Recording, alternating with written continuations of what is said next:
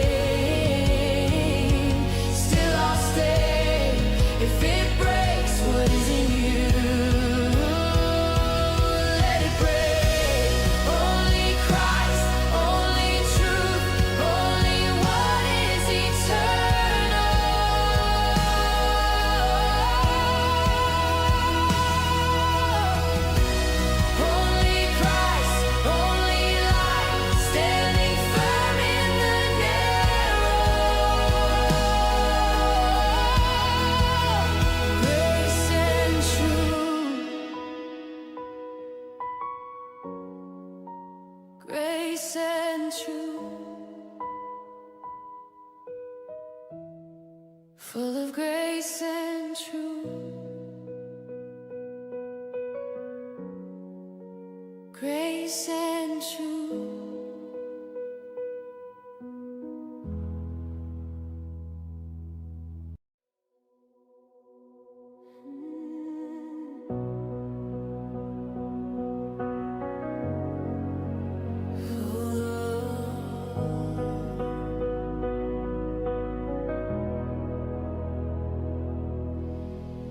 Full of grace, full of truth, not one without the other. Not the noise, not the proof, not the crowd or the color, not culture, not fame, not the screaming of a name, not comfort, not fear, not what itching ears wanna hear.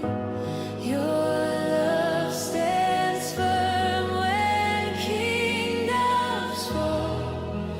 My Lord Jesus, you are all. Refine me in the fire, strip away the pride, burn away the idols, leave nothing but Christ. If it breaks what isn't you, let it break. If it shakes what isn't true, let it shake.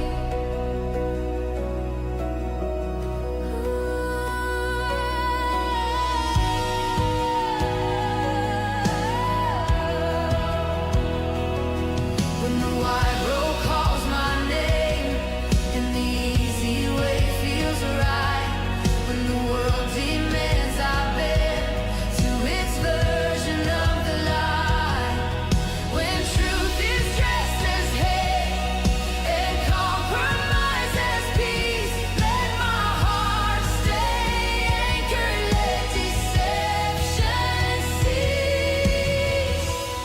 Your word outlives the storm, your truth remains. Refine me in the fire, cut away the lies, burn away the idols, open up my eyes. If it costs me everything, still I'll stay. If it breaks what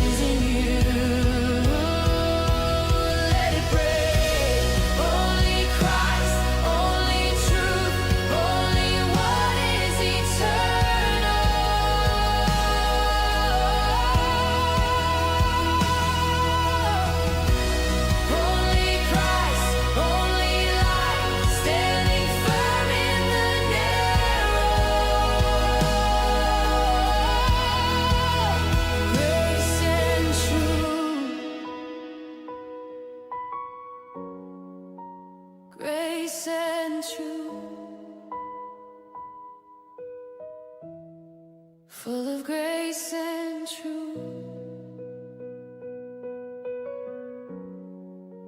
grace and truth.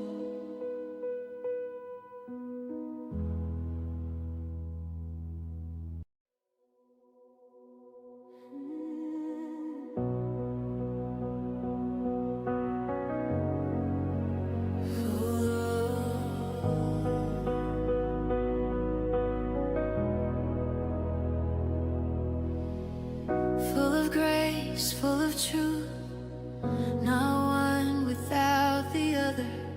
Not the noise, not the proof, not the crowd or the color, not culture, not fame, not the screaming of a name, not comfort, not fear, not what itching ears wanna hear.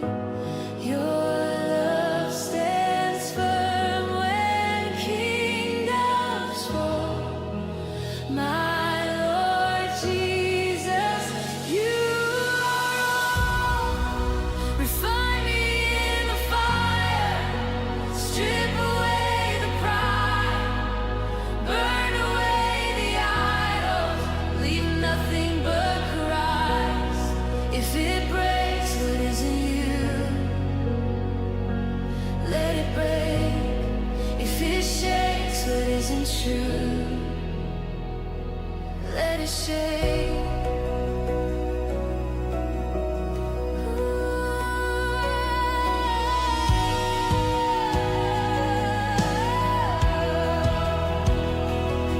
When the wide road calls my name and the easy way feels right, when the world demands I bend to its version of the lie, when truth is dressed as hate and compromise as peace, let my heart stay anchored, let deception cease.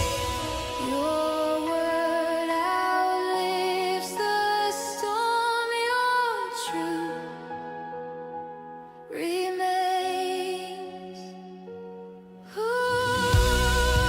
Refine me in the fire, cut away the lies, burn away the idols, open up my eyes. If it costs me everything, still I'll stay. If it breaks what is in you, let it break. Only Christ, only truth, only what is eternal.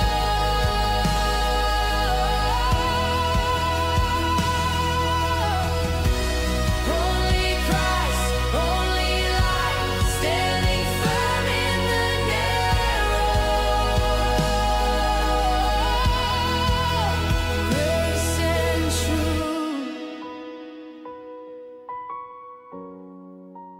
grace and truth, full of grace and truth, grace and truth.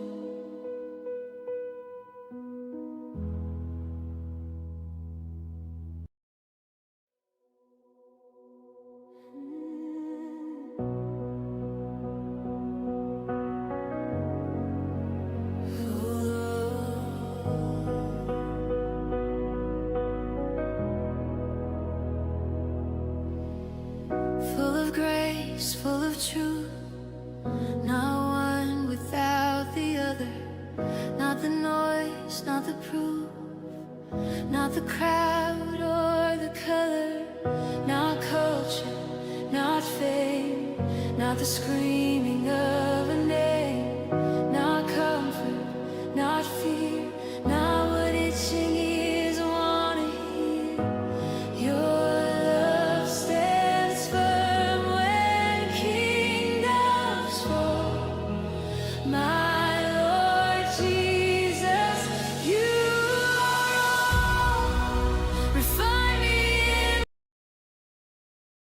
Hey guys, I hope you're all having an awesome day. Thank you for tuning in to our fifth episode of She Speaks Truth. And today we have a lot of exciting things to talk about with you. Again, I have Holly here. You guys probably remember her. And today we're really touching on a lot of intense topics. So buckle in. We're really excited. Holly, did you want to start off with anything? No, I'll let you kind of start off and Okay. then we'll get into this. All right, cool. So, we all know Darby, right? And Darby, this is obviously a really heavily debated topic amongst Christians right now. Um, is there a pre-tribulation rapture? Is there not a pre-tribulation rapture?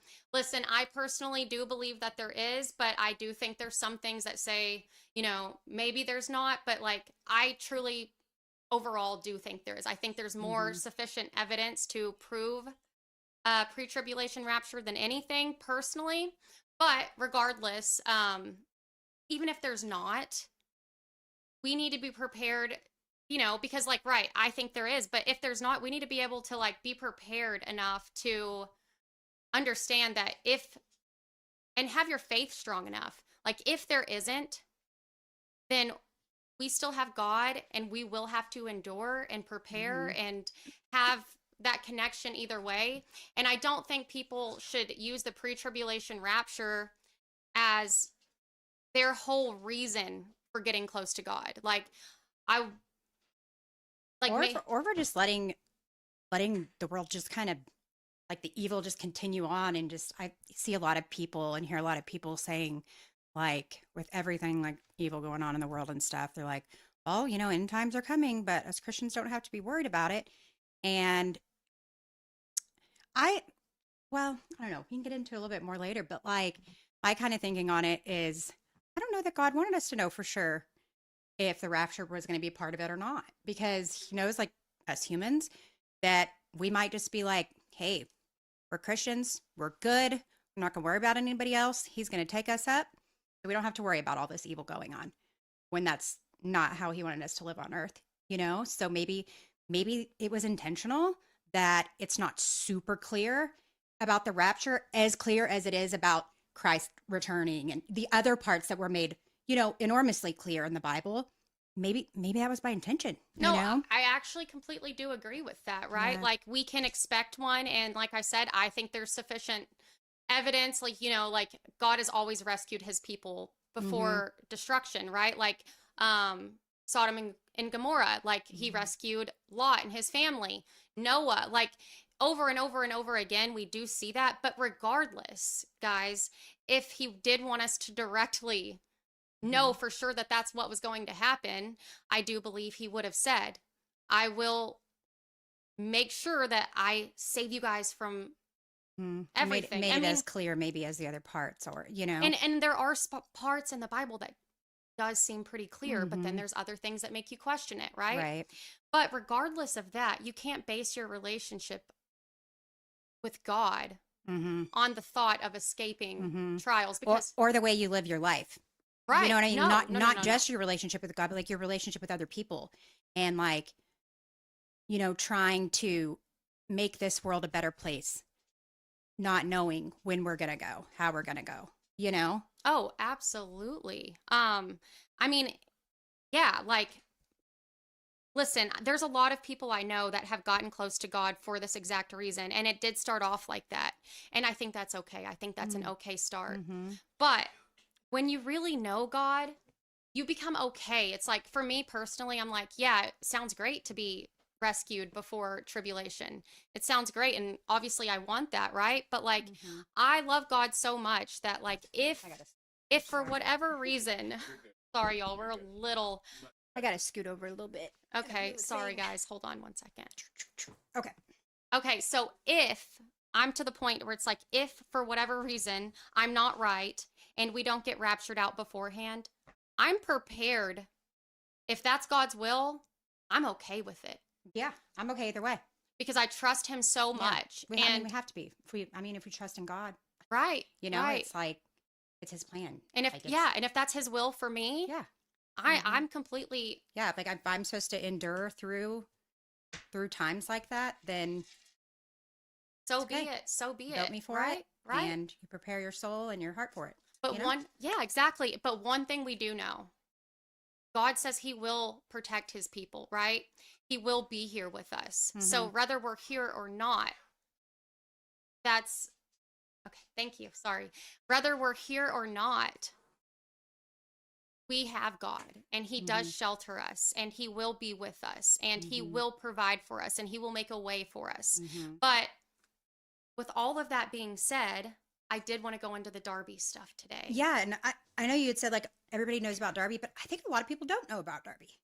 A lot. You know what I mean? I will say there are a lot of people who don't know about Darby, but this is a heavily debated topic amongst Christians on the internet. Right. Like this is a constant thing that like we are always going back and forth with. And the thing is, I think that's mainly because of the Scofield Bible, or was he? I mean, I guess he had his theology before Scofield even came along. So I guess it would have probably been a debate among Christians anyway. But definitely, I think the Scofield Bible made it much more so because it popularized it. Yes, right? yes. Okay, so exactly. So Darby, a lot of people like to say Darby created the rapture theology, and that's just not true. One, you see proof of this theology all over the Bible. I can see exactly why people think that there is a pre-tribulation rapture. But on top of that, Darby, I believe, what year did he, it was 18 what? Did he came up with the theology? Yes. 1827. 1827 is when he popularized. He literally just made when it. he like started writing about it is what people have said. Yes. Many people close to him said he had those writings like already started in 1827. A lot of people didn't know about his writings until 1830. Oh, okay. But all right. But he had like dated writings. Right. Okay. So a lot of people say that he created the theology. That's incorrect. There are books dated back to literally the 1600s talking about the rapture. And actually, I have this in here. But before I go there, so his teachings spread during a time when that prophecy was already rising a little bit. It was already being talked about, obviously, for a long time, but not in the way that it did after all of his writings were published. Right. So he did make it very popular. But when you go back and you look, there was like other books. Let's see. You want to talk about the ones that also like point to a rapture? Yes, pre-tribulation rapture. Yeah, the sermon attributed to Ephraim. Yep. Of Syrian. Yep, I had found that some here. interesting things about that. Actually. Oh, okay. Well, yeah. What do you have? So from what I found on it anyway, it's pretty like widely accepted by scholars and agreed upon that Ephraim the Syrian could not have possibly actually written it because they had like dated the manuscripts, I guess. And he died the year that the earliest it could have been written. They gave it like a 300 year, it was like 327 to like 634 or something BC is whenever AD. I can't remember if it was BC. But and so they had found out that it could have been like several different people. Now that doesn't mean that it was completely made up, right? Or anything. Like whoever wrote this based it upon their translation, obviously, of like Revelations and different parts of the Bible. But they've attributed it to Ephraim. But since then, there's been a lot of research on it. And evidently, it's one of the few of all those writings where like all the scholars have kind of said, yeah, like for many reasons, but the date being one of them. Interesting. So, well, yeah. Interesting. I mean, okay, so maybe he didn't write it, but that still doesn't disprove Right. the fact that it was talked about, Exactly. during that time. Exactly. Someone says Margaret MacDonald before Darby. I actually Yeah, don't have anything on that. That's that girl. That's the girl from Scotland. Oh, Yeah, okay, yeah, yeah. okay, Yes, okay. 1830. She was a young girl, I think maybe teens or early teens, and from a very devout Christian family. And she had a very like vivid vision about a rapture and everything. One way though, it did differ from Darby's. I'm trying to remember how. It was, I want to say actually that her vision, it wasn't necessarily like the rapture had happened before the Antichrist. It was like they had to endure through some of it. And so he didn't completely, So there's a he didn't latch onto hers completely because it actually was like a little bit different really interesting. from his theology on it, but he did go to Scotland actually and like met her even. Oh, cool. So, yeah. So it's interesting because there is another theology. So some people believe Jesus doesn't return at all until after tribulation, but then there is a mid-trib view as well. Okay, I saw that come across like some of my research, but I was so deep in everything else. It was a note I had written down to come back to, but I don't know anything about it. Tell me more about that. So the tribulation lasts 7 years, right? Right. So during the And they get that from Daniel's right, prophecy, right? and Revelation. Okay. So yeah, the tribulation lasts 7 years, and so these people believe that the Antichrist would have already been revealed. We might have Okay. even had to like have started to like people have already started to have to like start taking the mark, all of this stuff, and Mhm. we're rescued halfway through instead of at the beginning. So Okay, we will okay, have yeah. to go through I part think that of was it. more aligned with hers actually. Yeah. Okay, so Mhm. there's a lot of different things, and honestly, like I said, I think there's a little bit that kind of I've looked into that too. Like there's things in the Bible that point to that could possibly be the Mhm. truth as well. Mhm. Someone says, "What do you?" I have to try to keep this closer to me because I was so silent last time in some parts. What do you feel when you think your kids would have to endure the tribulation too? Mm, Honestly, good question. I am not worried about me. Um, Mhm. I do worry about my children, Yeah. right? Because that's terrifying. I mean, Mhm. I don't want to have to be presented with this thing like if you don't get the mark, you're not going to be able to feed your children. That's so scary because Yeah. to me, I'll starve all day long, no Mhm. problem. With my kids, it would be very hard and I would definitely not take the mark and I would still do everything to protect them. But again, that just goes back to I just trust God so much that I Mhm. know He will help me and help me to Yeah. make a way. You know I what I'm fear about saying? it like more with like if it were to happen, let's say, um, while my daughter's only like 2.5.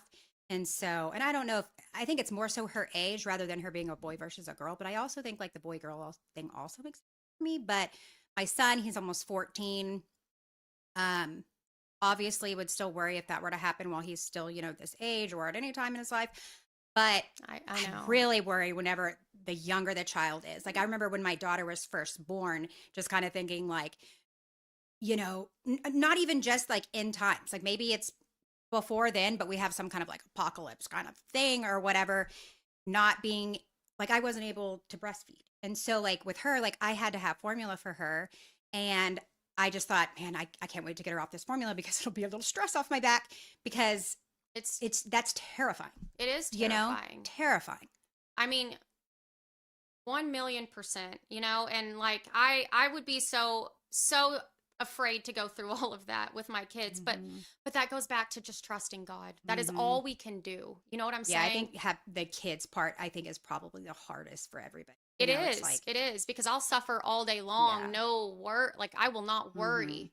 Hmm. You know what I'm saying? But the only with my kids, I do worry because I Hmm. love them so much, and it would kill me to see them suffer. But then that goes back to Hmm. God. Yeah. He saw His child Hmm. suffer in a way that we couldn't even It fathom. reminds me actually of one of the stories about Abraham.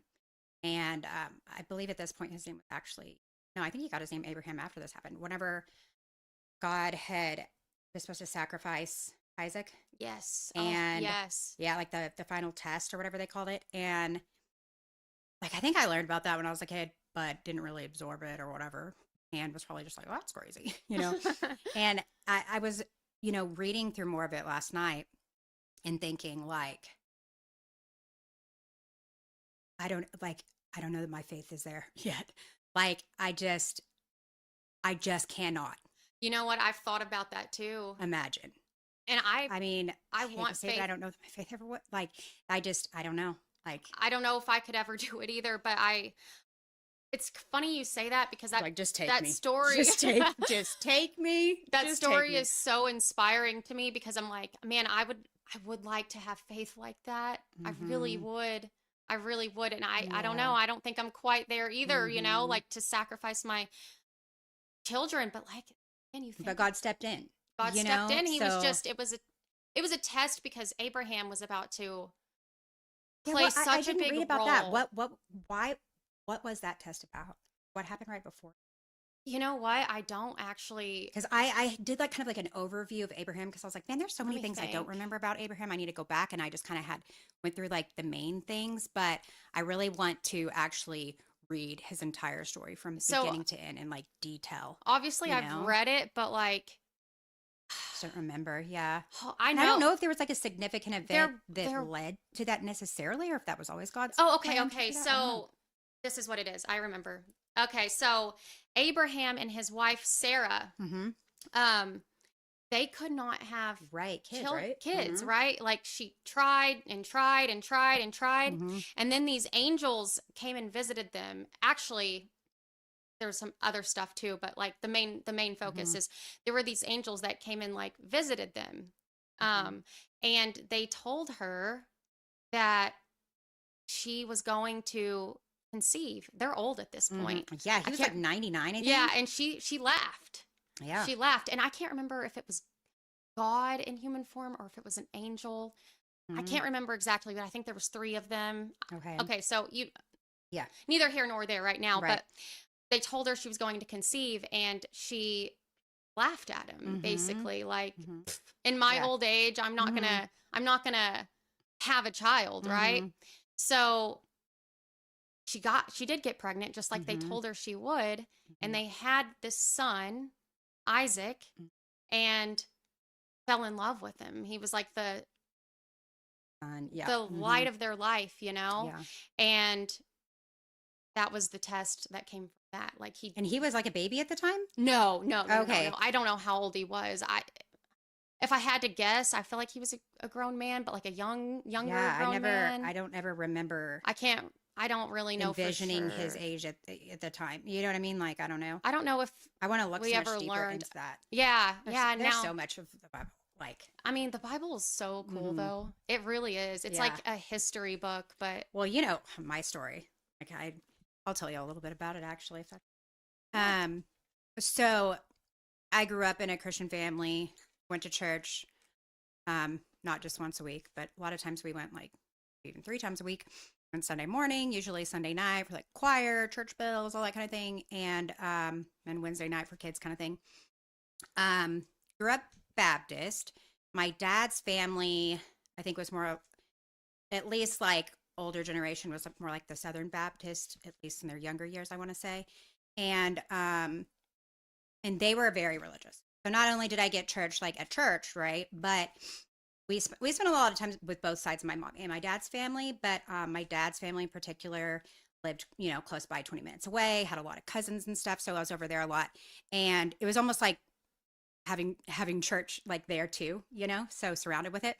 But I always kind of struggled with it, to be honest. I think, and I know like God made me this way for a reason. So I don't feel any like guilt or even necessarily remorse about it. But I think I ever like really believed until, what was it, like December? Yeah. Yeah.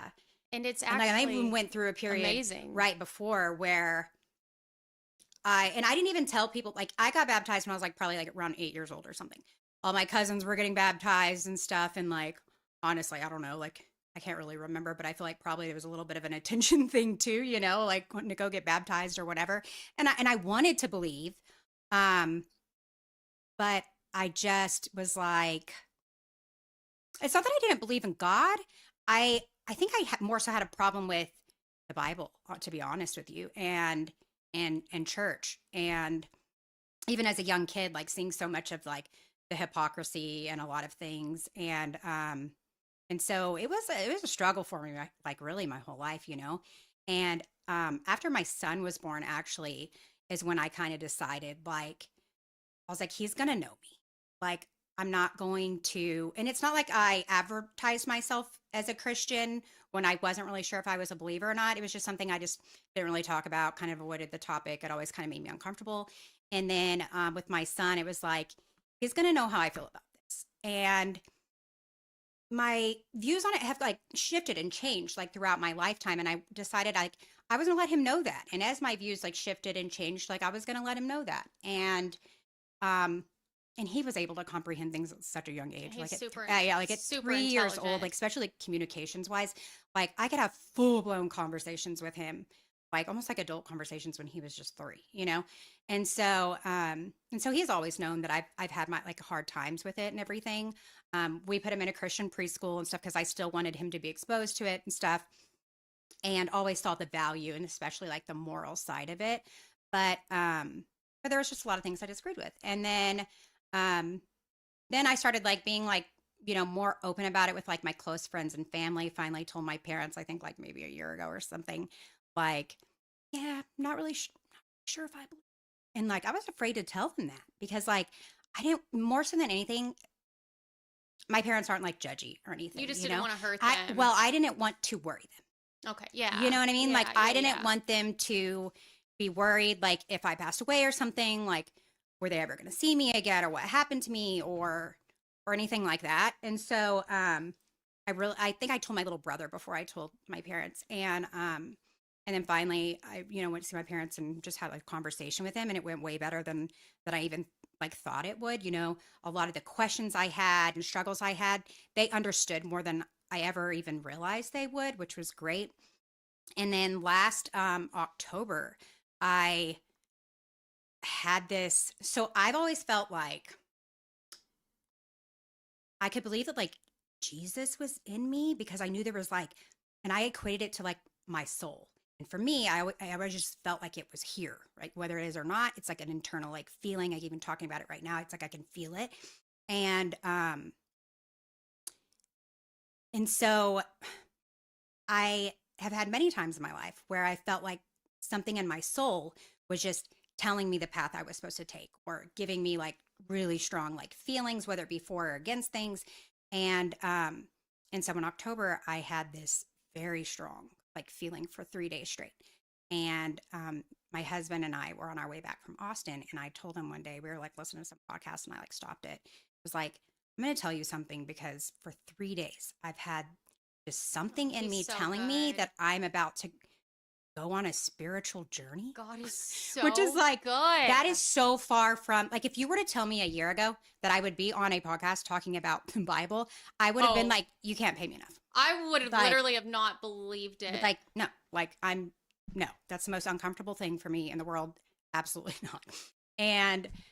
But something just told me so strong, like, you're about to go on a spiritual journey. Not sure where it's going to take me. Not sure what it's going to look like. So I told my husband, I was like, I don't know if anything's going to come of this, but just in case, like, this were to actually come to fruition or something, you may not believe me if I tell you about it later. So I'm going to tell you about it now. And literally since then, it has like been such a journey. And just recently, in the last like 3-4 weeks, I've had a few times where I felt like really talking to Man, me. he's so good. So not like I heard like a So voice in good. my head, but I would kind of describe it almost like telepathy. Like there weren't really words, but it was like a feeling. And he's lately just been, I feel like, telling me that, because everybody tells me like, you really need to read the Bible. And I've always felt like, I don't know. It's been like handled by mankind so much that I just don't know that I want to read something and take that as like God's true word for sure kind of thing. And so I felt like God was just telling me like, okay, first I need to start with the history of the Bible, the different translations, everything that like has happened with it. And I've learned so stinking much, and I've just begun. And so, but yeah, I never thought it'd be interesting, to be honest. But it's knew you already would. really I interesting. I know you, and I knew you would feel Yeah. that way, guys. This is why it's so important to pray for the people you. Seriously, Yeah, she had been praying And her for me. parents And she prayed would tell for me that. her, Yeah, and everybody would her be like, other I'm praying friends, for and you. she's And I'd be like, like, okay, cool. I'd be like, okay, that makes me uncomfortable for you to even tell me that. But okay. Right? You But know? listen, guys, I think I mentioned this on my first episode, and I didn't put a face to it because Oh, yeah. she, didn't tell me I could yet. Mhm. This girl posted, I am not exaggerating, the day Oh, yeah, before yeah. on Facebook. Mhm. And I was like, oh, no.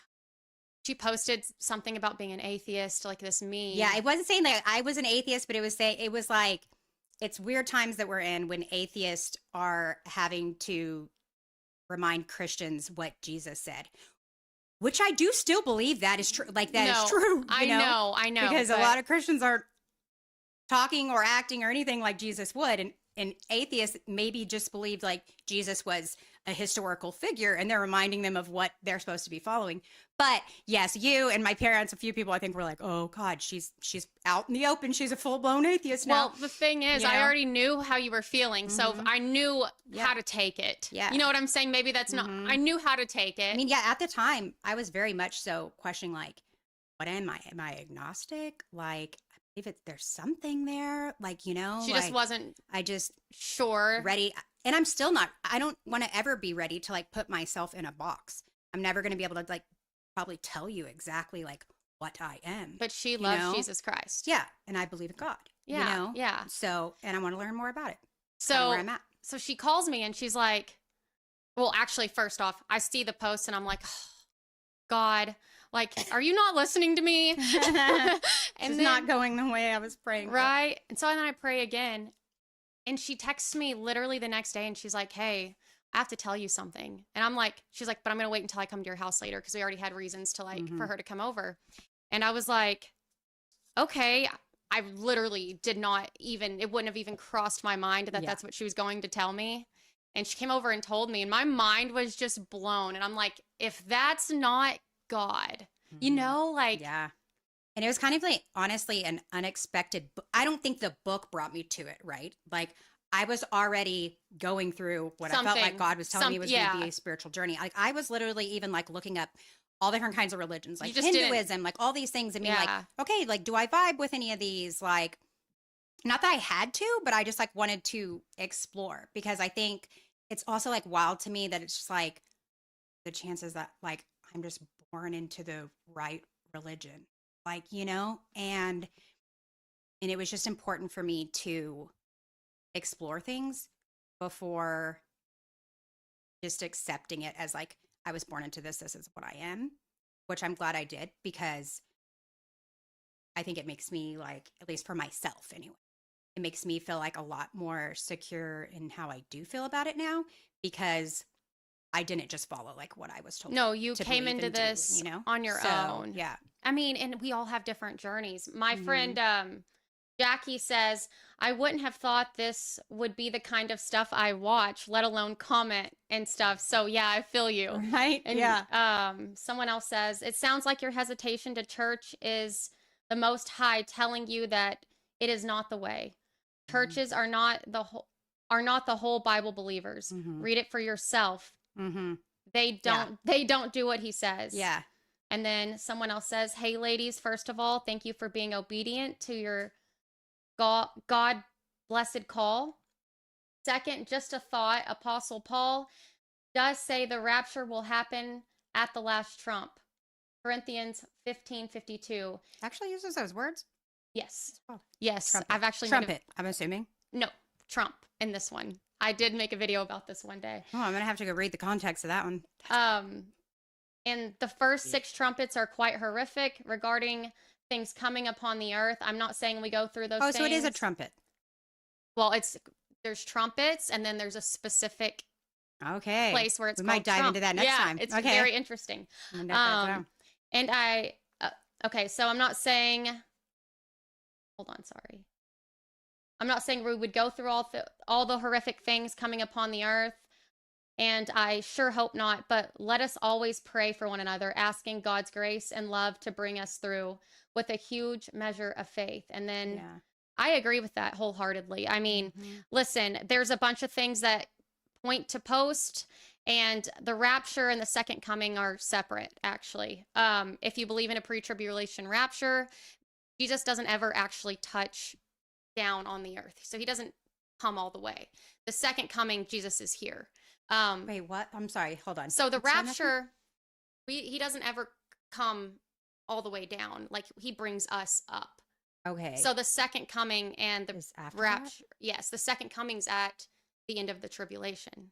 So, okay. So if there is a pre-tribulation rapture, he were to take Christians up, does it say like at all, like how long until Christ comes back? So it would, if you believe in pre-tribulation rapture, it would be Mhm. 7 years. Okay. So they would have a clear timeline, like Yeah.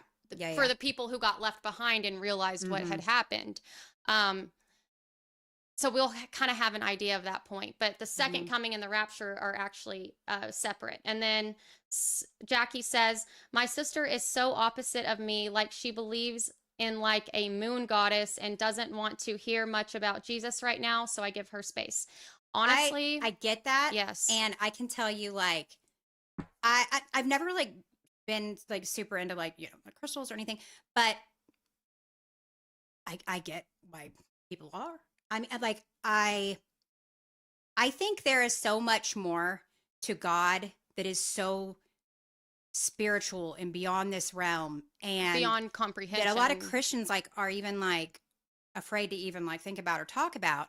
But I think in my mind anyway, like it makes a lot of sense to me for there to be a lot of that within him. And I don't even really know how to put into words. I kind of think we almost like limit God because it's like it could be all these things.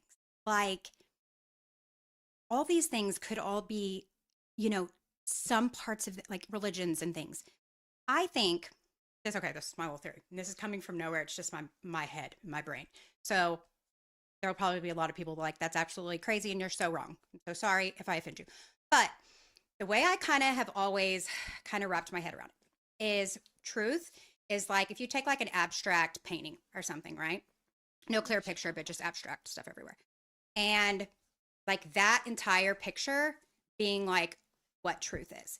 And I almost see like, I'm not saying all religions, but I think the main ones anyway are all like little parts of that picture. So if you were to like cut out a little 1 inch square here, or 1 inch square here, or 3 inch square here, where we're all like have part of that picture, but the picture is so much bigger and grander than we like as humans we can even comprehend, that it makes us think that everybody else they're just wrong and they're all going to hell.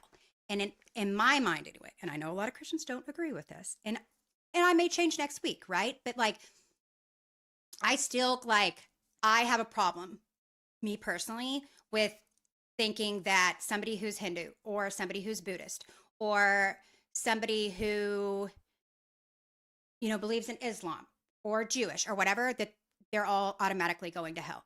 I am not, that doesn't sit with me. When I think of like God as like a father, a parent to all of us, and like how we love our children, he loves us even more. So for me, it's really hard to believe like that somebody who's born in a different part of the world, maybe not even exposed to Christianity, and it's hard for me to accept that part of Christianity. Now, maybe I'll get to a point where I do see that, but I'm always just really honest about like what I feel. So whether that like offends people or makes people uncomfortable, I'm sorry if it does, but that's hard for me, And I get that. Personally, I do think there's probably some kind of grace for people who never had the opportunity to even hear about Christ. I do think if you have been presented the opportunity, this is just personal belief. I mean, in the Bible, I just believe what the Bible says. I feel like if you don't accept Jesus Christ as the... Do you believe that's like an actual prayer that's like, Jesus, come into my heart and say, like, what do you think that's like? So that's actually Jesus Christ like, died for our sins, Right. and if you've been presented that information and you've had the opportunity to accept that and you reject it, like Like, I he's don't God, believe that and God sent him. I kind of I thing. do think, like, Yeah, yeah. I do think those people might Mhm. go to hell. I mean, Yeah. that's just what I believe, but I do believe what you said about each religion having different Because they're all similar in parts so of many the truth. ways. Like, okay, A lot of them are anyway, you know? if you look at the Quran, like, they Mhm. also study, I mean, and Believe it Jewish or not, Islam has a lot of similarities with they Christianity. do, but A lot more than that most Americans think, so you know? they think of Jesus as a prophet, Mhm. but they It's like one of their greatest prophets. and they do believe he returns at the end, but Mhm. they deny the crucifixion, Mhm. that they deny that ever happened. They Mhm. deny him as the son of God. They deny him as God. Mhm. So, Mhm. you know what I'm saying? Like, Yeah. there are differences. Mhm. Like, But there's so many similarities at the same time, and like that's not happenstance. You know right, what I right. mean? No, Yeah. it all originated from somewhere, Mhm. right? Mhm. To give you like a little bit of a backstory on this one and why can't really believe it. So Muhammad, right? Mhm. He was a prophet, and he was visited by um what he actually described as a demon. He thought he was Mhm. possessed. Mhm. And the demon, he was about to actually off himself. He was going to jump Mhm. off a cliff. And the demon was like, "Oh, wait, no, no, no. Like, I'm an angel. Like, I'm Gabriel, and Mhm. I don't remember if it was Gabriel. I think it was. And I'm giving you, you know, holy messages, and we need you to like spread this." Mhm. Mhm. And his wife convinced him that, "Oh, you're not possessed, you're chosen," you Mhm. know? Mhm. And he proceeds to marry a 6-year-old. Mhm. Mhm. And it was all justified because this angel, Yeah. you know what I'm saying? I mean, Satan a lot disguises of him. things happen like that A back lot then, of but these yeah. religions originated from the same Mhm. place, but it was twisted. Mhm. And Satan does disguise himself as an angel of light, right? We Mhm. know this. So a lot of these different religions are like that. Like, how could we say that would ever, I mean, Jesus loves children. He protects children Mhm. at all cost. Yeah. Were there not like big figures in the Bible though that also married you really?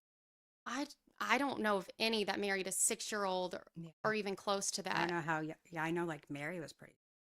Yeah, but Mary was impregnated as a virgin Yeah. by an angel. Nobody married What's a her. question I had? I meant to look this up. And you may not know, but okay, back then, wasn't it a thing where like you weren't actually considered married unless you consummated it?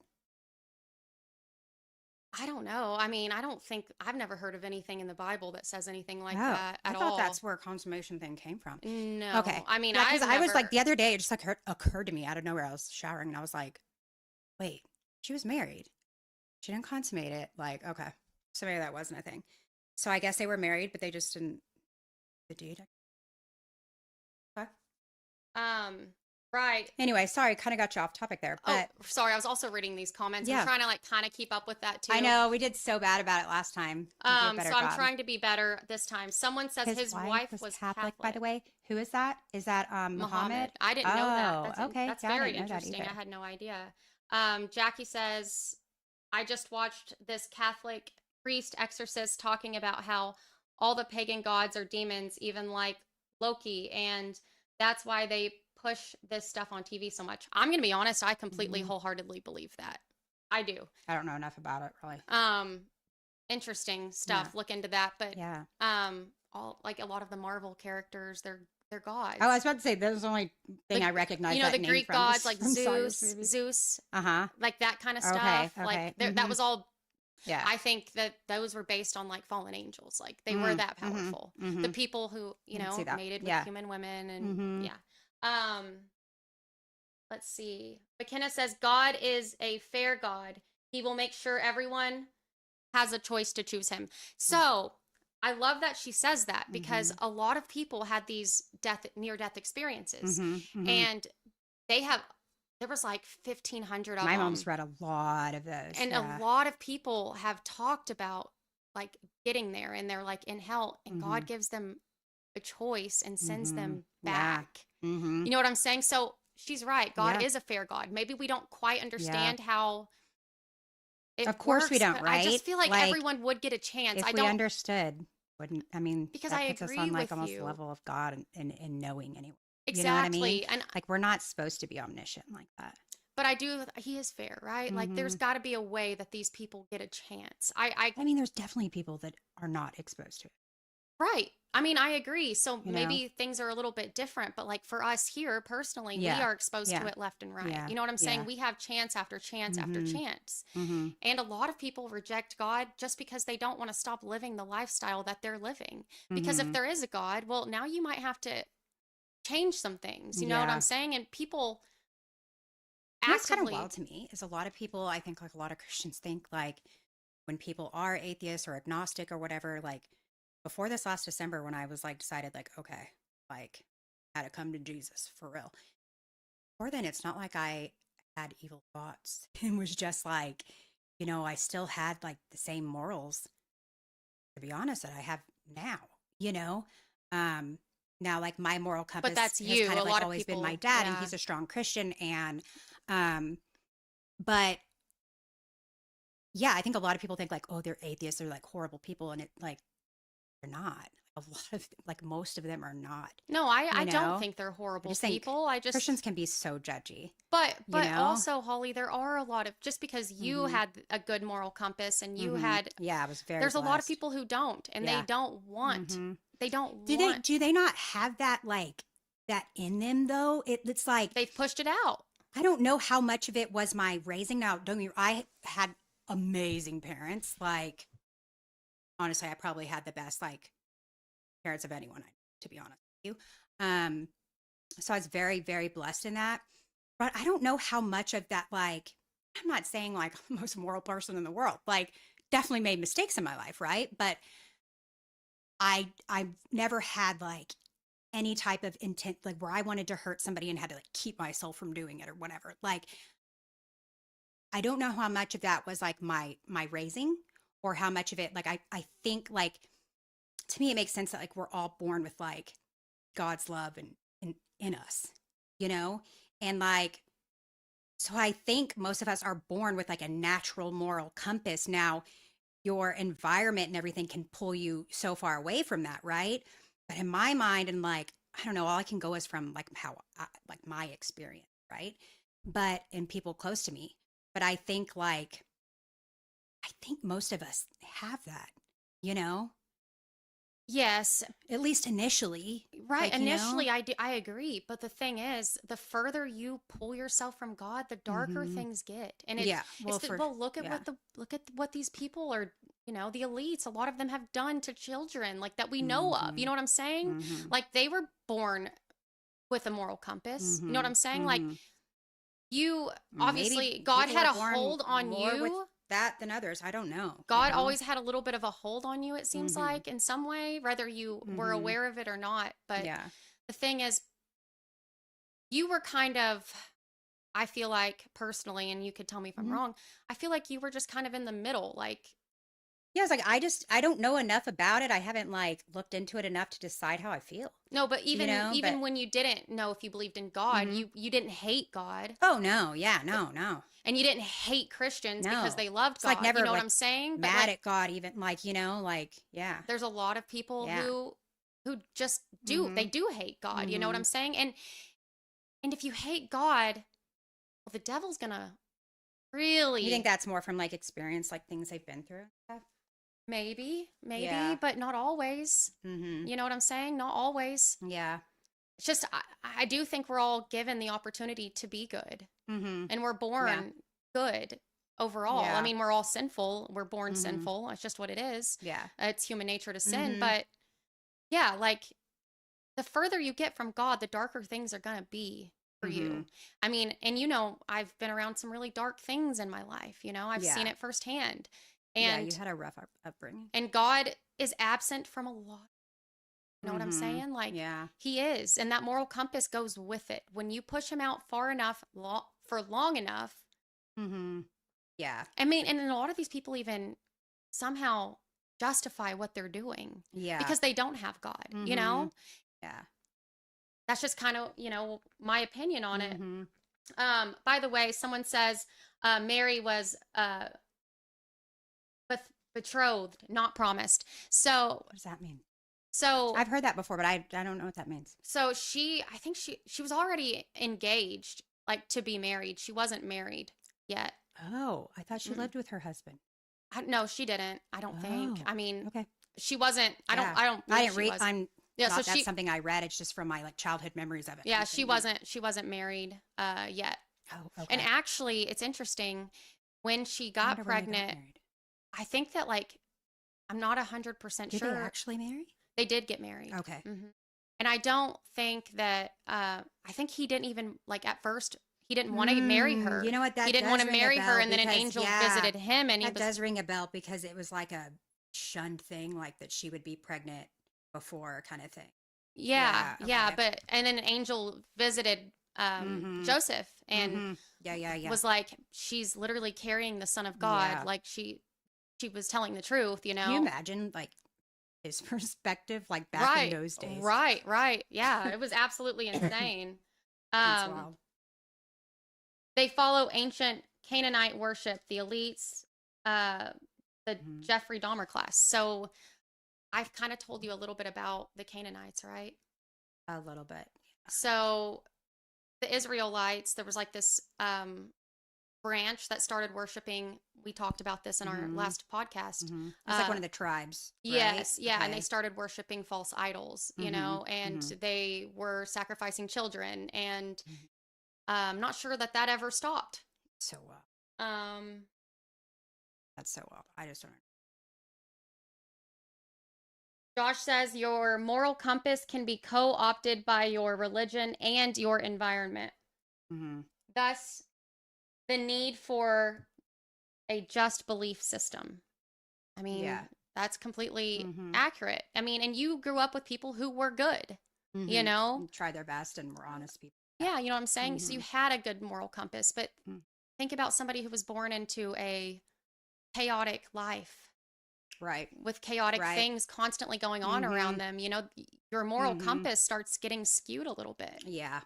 Yeah. I mean, I can't say that. I mean, I feel like I always had a pretty good moral compass, Mhm. but I've always had like a super soft heart, and I'm Yeah, always yeah. really loved people, but I could see how people in my environment could have gone the complete opposite way. Yeah. You know what I'm Yeah. saying? Yeah. I've seen it with my own eyes, Mhm. Mhm. and your environment really does matter. And so, Yeah. and maybe God always had like a little, you said you always felt something, you didn't understand it. I'm like, God always had like his hand on your life Mhm. in some way, Yeah. on you. Like I always knew like whether I made the right decision or not. Like I always knew what I should do, how I should treat people, like Exactly, exactly. and for the And, most part, a did. lot of people grow up where they're like, I got to get them before they get me. Right. Yeah. You know what I'm saying? You Yeah, never yeah, had yeah. that. So it's Right. really hard to And probably like, a lot of that's taught, I would think. Yeah. absolutely Uh-huh. it is. Yeah. Yeah. So Let's talk more about that Scofield Bible.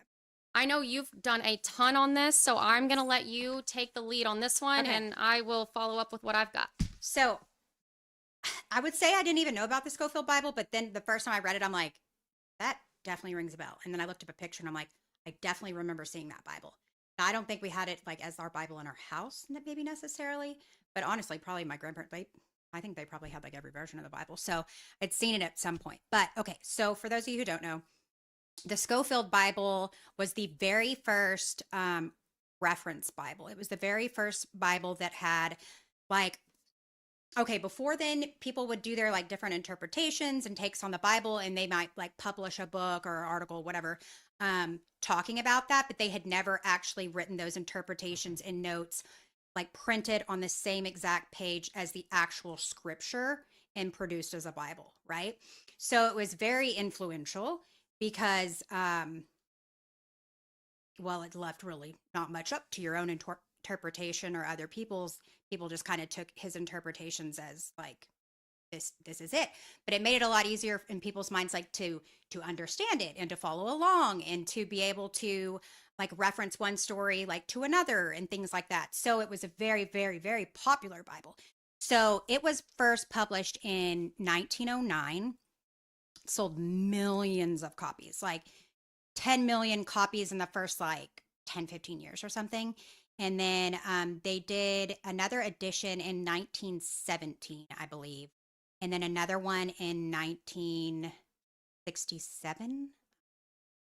And which Scofield had already passed away, then I think he passed away like in early like 1920 or something. And so he he has a very interesting background. Very interesting. Yeah. To say the least. Very, very interesting. Like it was they what do you call it? Like scholars and even like evangelical like Christians and everything, they believe that Bible, the Scofield Bible, was the most influential Bible on evangelical Christians, especially in the United States, but also like in the UK as well. And so let me give you a little bit of information about this guy. Okay, so they say that he was an attorney in St. Louis, but there's actually, they cannot find any proof that he was an attorney. Zero. Another Epstein situation, I swear. Like, where did this guy come from? It's crazy. So, kind of start with the beginning. So, first background. So, he was a Confederate soldier during the American Civil War in Tennessee with the 7th Tennessee Infantry. After about a year, he deserted and escaped behind Union lines in Kentucky. But he embellished his account of his service. And so he said that he served until the end of the war. And this is like him, this is documented. He said this, he put this in papers and everything. And that he had received the Southern Cross of Honor for bravery in Antietam, which did not happen. And so that conflicts with documented records of his discharge and desertion. So definitely lied about that, proven. So political corruption. So he also worked on the election of John Ingalls, which was a senator in Kansas. When Ingalls won, Scofield was appointed to the U.S. District Attorney for Kansas. He was only 29, so he was the youngest in the country to serve at that position.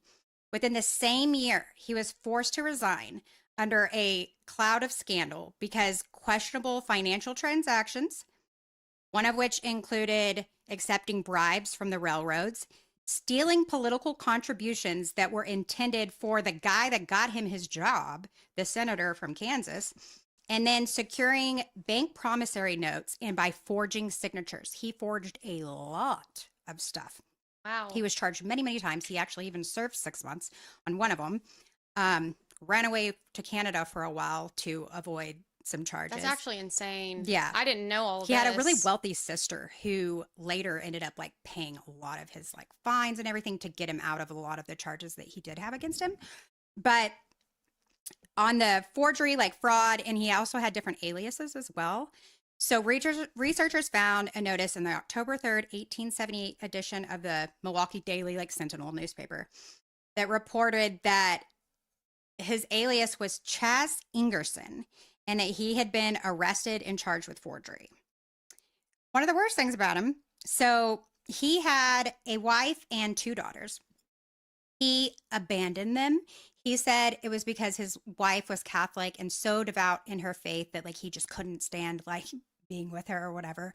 She is, right saying that that was not the case at all. She was Catholic, but she wasn't like so devout. She just went on Sundays kind of thing.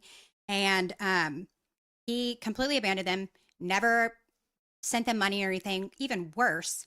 So they went and lived with his wife's like mother, but his wife like had to work and everything to like, pay for her kids like school and living and everything. Well, so he even wrote to his wife who I think this was his ex-wife at the time. He finally did divorce her after having a mistress for a while. But he wrote and said that there was like some great like real estate investment opportunity and convinced her mother to give all of her life savings, which at the time was like $1,300 for this property. So he like sends her this forged deed and takes her money. And then they find out that it was completely fake. Wow. The property never existed. Wow. So he also stole from them. So not only just abandoned them, stole from them. Okay. And then he married again, had a son later, which is kind of questionable. Some people are like, did he really have a son, or did he just, because he only like, in some things he would talk about like that he had a son, but then in a lot of really important documentations, he like acts like he never even had one. But in his will though, he did like leave it like everything to his wife at the time, which was his second wife, and his son, but he didn't leave anything to his daughters or whatever. So deadbeat dad. Yeah. And back then, like getting a divorce was like a huge deal, and it was hard to like become a minister later if you had been through a divorce. Like that was, you know. So real quick, a lot of people don't know what the Scofield Bible is or the importance of it. Do you want to explain that? I'll let you. Yeah, go ahead. Okay, so the Scofield Bible was like inspired by, or our Bible now was inspired by the Scofield Bible. So, and the same leaders and people who had invested into that, into what we have now. So a lot of people don't even know about the Scofield Bible, but it was like the original old, like old Bible that now our King James Version has been inspired on as well. So just to give y'all some background before she continues, this is who Scofield is. We see him as like a hero. We don't know all of, I mean, I didn't know all of this stuff. Yeah. I knew he was a little sketchy, but I didn't know it goes this deep. Yeah, not until like 1984 did somebody like look really like deep into him and find out like a lot of this stuff. Wow. No, I had never, like, I did find some sketchy stuff, but nothing to this extent. Oh, yeah. So keep going, sister. Yeah. So then he like later says that he's like found God and like he's converted and all this stuff. But he continues to, after he had converted is whenever he did the fraud with his ex-wife's, like ex-mother-in-law's like life savings. So I don't know how converted he actually was, but so yeah, evidently in 1879, he had this like spiritual awakening or whatever, found God. And then he went to New York. That is whenever he met Darby, which was in 1901, I believe. One thing that's really questioned is that he was in 1903 was given membership, awarded membership, if you will, to the Lotus Club in New York. Saw that. So yeah. So what that is like a super elite, like a lot of presidents belong to that club. Very exclusive. Very, very exclusive. At the time, he was a minister of a church, evangelical church in Dallas. And they had like given him leave, I guess, or whatever, to go to New York. And so his salary at the time from the church, which was his only, income, was $600 a year. So I looked it up, and the membership dues of the Lotus Club are, you can't find it, like, they don't release that information, but other clubs that are like elite clubs in New York at the time, their like admission, like, into like the club would be like around about $150 for your admission. And then, and back then, or even that up to was $300. Yeah. So that's half his yearly salary right there. Okay. And then they have like yearly dues and stuff too. And so people were like, he was getting, and he lived a lavish lifestyle. He went to Europe a lot and, hung out with all of these like elites and everything. And so a lot of people are like, he was definitely getting money from somewhere else, and a lot of people believe that, this guy named Samuel Untermeyer, who, was a very prominent attorney in New York. He was, I believe, a like corporate and criminal defense attorney. And he was, I don't know if I can say the Z word. We'll just say it and see what happens at this point. Yeah. Later, are we going to go no, from the... I didn't get it all set Okay. up. So we're just going Later, we're going to try and like kick it to where it goes to what, like kick or something like that. And so we can say words that won't get completely shadow banned by social media. But he was a word that is like starts with Z-I-O-N. So I guess you can't say that these days. But very, very prominent. And so, he pushed that very, very hard. Yeah. And so Untermeyer also, he got Woodrow Wilson elected in 1913. A lot of people don't know. I did not know that. And That's so, very, very so interesting. Untermeyer was like very connected. and obviously pushed a lot for the country that starts with an I, to, have their own land. Yeah. Be careful what I say. And so he was obviously like pushing for all of that. I think he even founded the like first committee or council in America that starts with a ZION. So, Okay, yeah. so anyway. I'm gonna slip up and say it. I know, just so I know. y'all know. I'll try. But and so yeah, this guy had a very questionable background for him to then be, which like I ain't judging, right? Made mistakes in my life too. As you know, she's married to my ex-husband, so like been divorced times. Like I ain't judging, but I'm also not a minister writing the most influential Bible with my interpretations affecting over a century now. Oh yeah. Of not only like evangelical Christians, but Christians in general, honestly. Like I grew up Baptist for the most part. And definitely I believe all the things that like they question now in the Scofield Bible because of his interpretations and connections to ZION. Like, I'm like, oh yeah, like I definitely like learned all of that was like biblical fact, And so, but that also shaped a lot of US foreign policy. A lot. So yeah, and still does to this day, actually. And I was wondering last night, like, I wonder if the reason so many like people are talking about like Darby and the ZION and all these different things that before we're like, what? Like, well, it sounds like just a crazy conspiracy theory because it's like, how did I not ever hear about this before? So I think social media has to do with that. But also I was thinking last night, like, I'm wondering how much of that is actually due to AI and people being able to, because it's a lot easier to, especially if you like try and set your AI thing up right, where it has to like give you actual cited sources that you can click on and stuff. It makes it a lot faster and more efficient to research topics. Oh yeah. Like in the past, you would have had to, like, especially like 80s, 90s, like, I mean, you're going to have to, I think back then you still had to go to the library and like find different books and like what you're going to read each entire book and take notes. Like, it would take so much more time back in the day, like even pre-AI, just the internet, right? Like even Googling something. It's like, getting more and more and more and more. Yeah. Like I think we blame like people who don't like all these things being talked about, blame a lot of it on like, oh, it's just like social media making things viral. But also it's just like our access to information these days and our access to be able to like fact check things these days in the last like year or two has skyrocketed, You got a comment? Yes. They are trying to pass a law in Canada right now as of Wednesday night that makes it a hate crime to quote the Bible.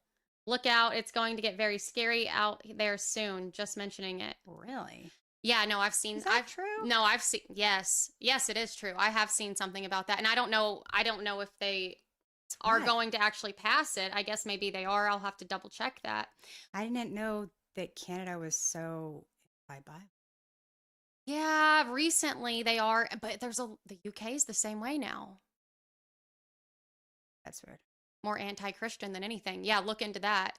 And I think so strange. Yeah, well, you already know what I'm gonna say. Like, are they talking about like quoting the Bible to justify things that aren't legal or right? Like, I wonder like in what context? I mean, does that? I mean, what? It's illegal to have churches? Are they going to bulldoze all the churches? Like, I just don't. I don't. How is that? I don't know enough to like speak completely on that, but like we have freedom of speech for everything else. I'm just saying. So yeah, I mean that's ridiculous and stupid. Like, you know what I mean, if they don't want to hear it, don't listen. But we have to listen to all the other stuff that we don't want to hear either. And the Bible's like, it's okay to say the Bible's quoted in like so many different ways. It's people who aren't even Christian quote the Bible. Like, it's also just like the most historical, like influential book of all time. You know what I mean? Whether you believe it or not, people agree that it is the most influential book. Holly, people hate God. I'm telling you. I know you have been neutral, whether you believed or you didn't. I know people do, right? But like for the government of Canada, like all be in agreement of that hate, but that's just In the last days. I'm just saying, you already know what I'm thinking, but I mean, okay, wait. This brings me to a comment that was that Emily on our thing. It came up last time I was on, and she had told me about it afterwards, and I was like, oh man, like I wish I had actually seen that comment and I've been thinking about it ever since. But somebody had commented on there because I always say like I'm not a conspiracy theorist at all, but like I question everything. I've always questioned everything. And somebody had commented, I think he had said, like, you say you're not like a conspiracy theorist, but you question everything. Like, isn't that a conspiracy theorist? And I was like, like, kinda. Like, I'm like, I guess like I've always like kind of viewed conspiracy theorists or whatever, definitely in a negative light.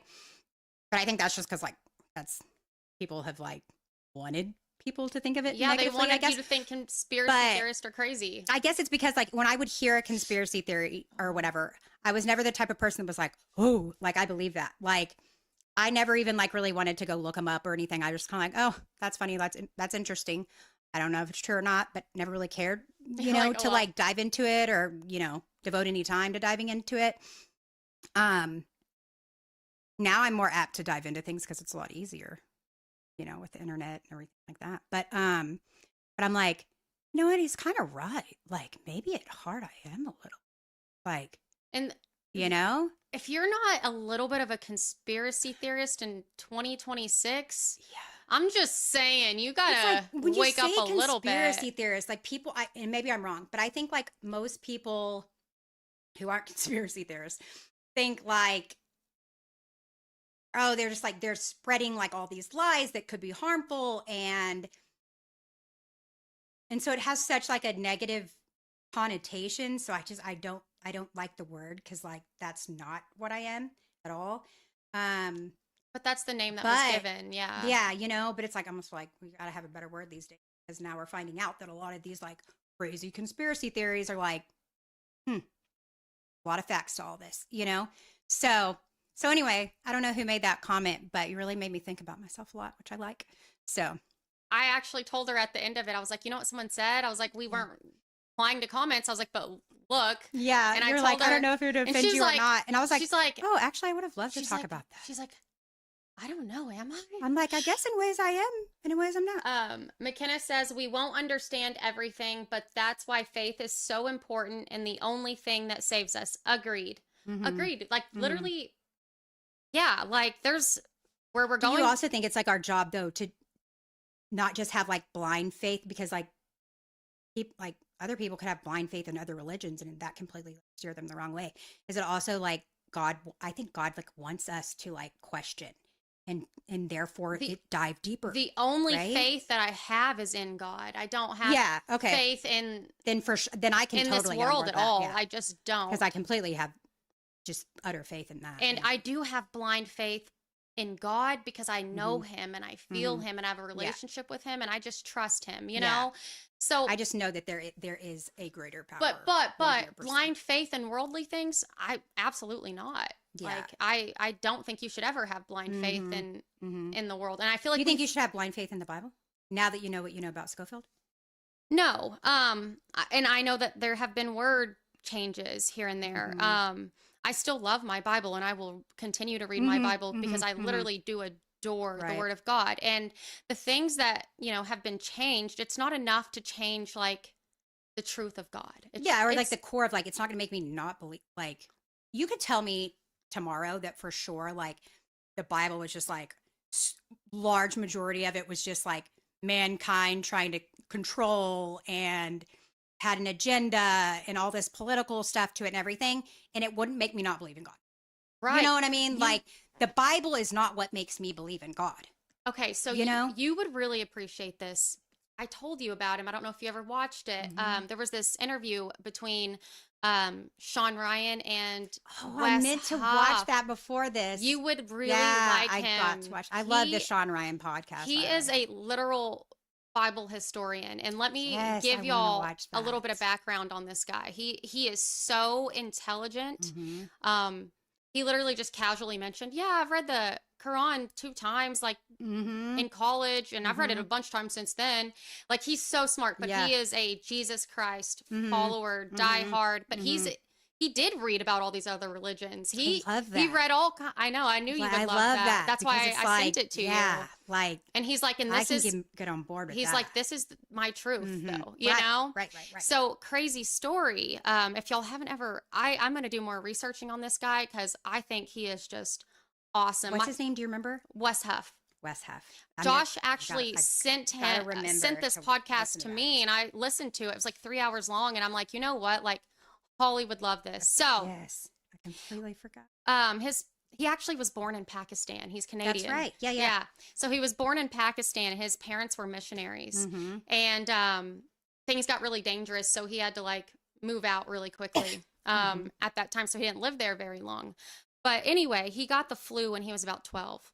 Like, deathly ill, and very rare circumstance, but his blood cells were attacking him instead of attacking the virus. And I don't know what the exact term was, but he literally was It's paralyzed. like white blood cells or He was- whatever, I think is what. Yeah, he was paralyzed overnight. Wow.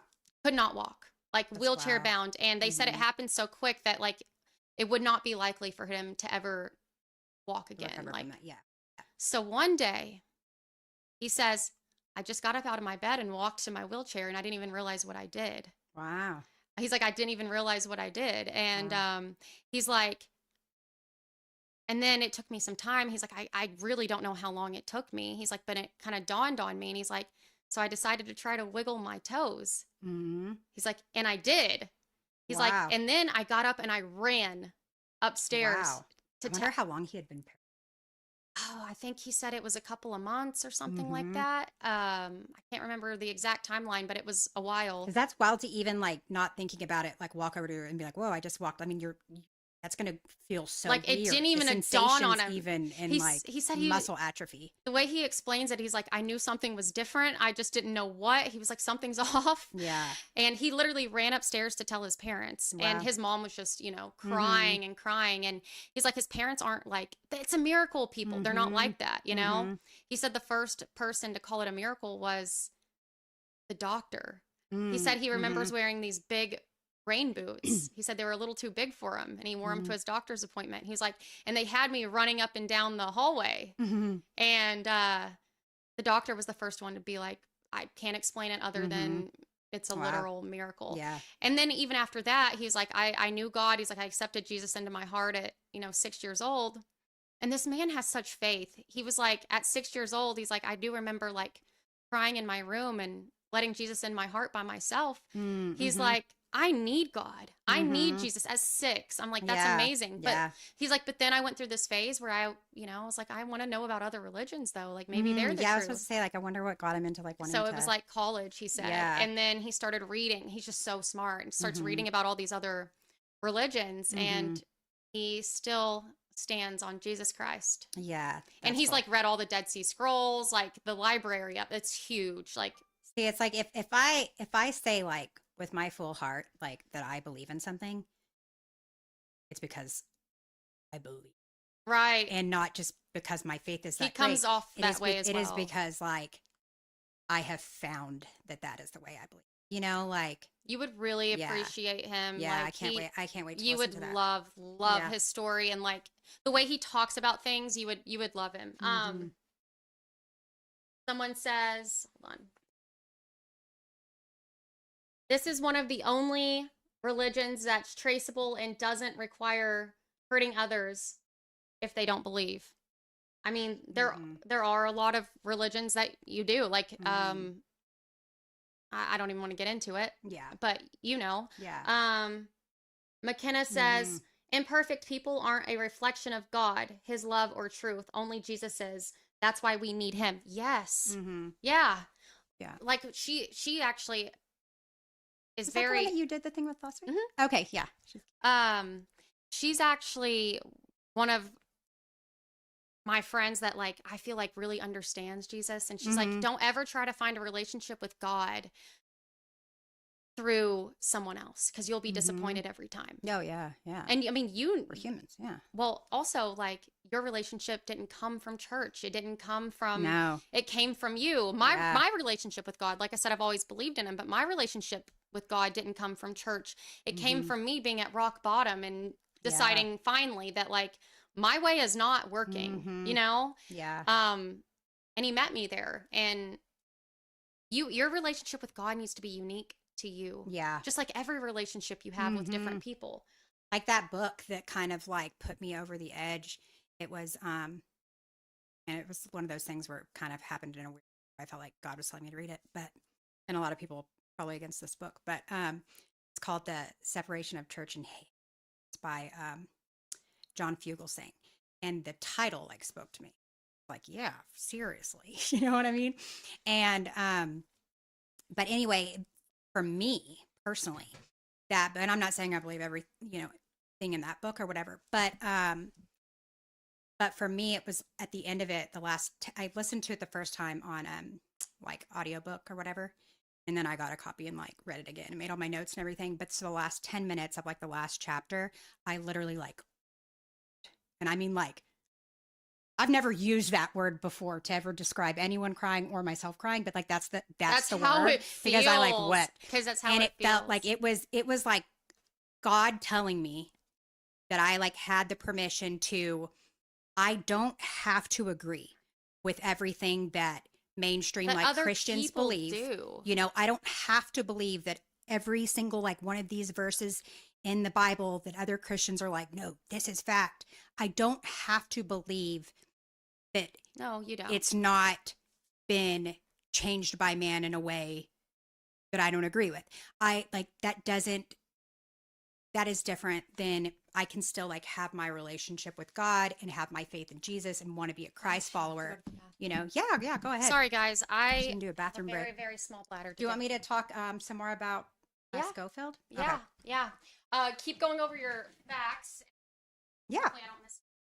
Okay. So back to Sorry. Scofield real quick. No, you're good. So back to Scofield. Actually, this is a good part. So in 1904, Scofield Bible 1903 is when he kind of started like writing it or whatever. It was published in 1909. So in 1904, Scofield spoke to a gathering of Confederate veterans because remember he was a Confederate soldier for like a year until he deserted. So his archived notes, this isn't just like word of mouth, or the speech included the line, "Right superior race to bear white man's burden of an inferior race in its own way," which isn't very Christianly at all to me. And then Scofield wrote in Genesis 9:25. So remember he had his interpretations, his notes next to like all the scripture, okay?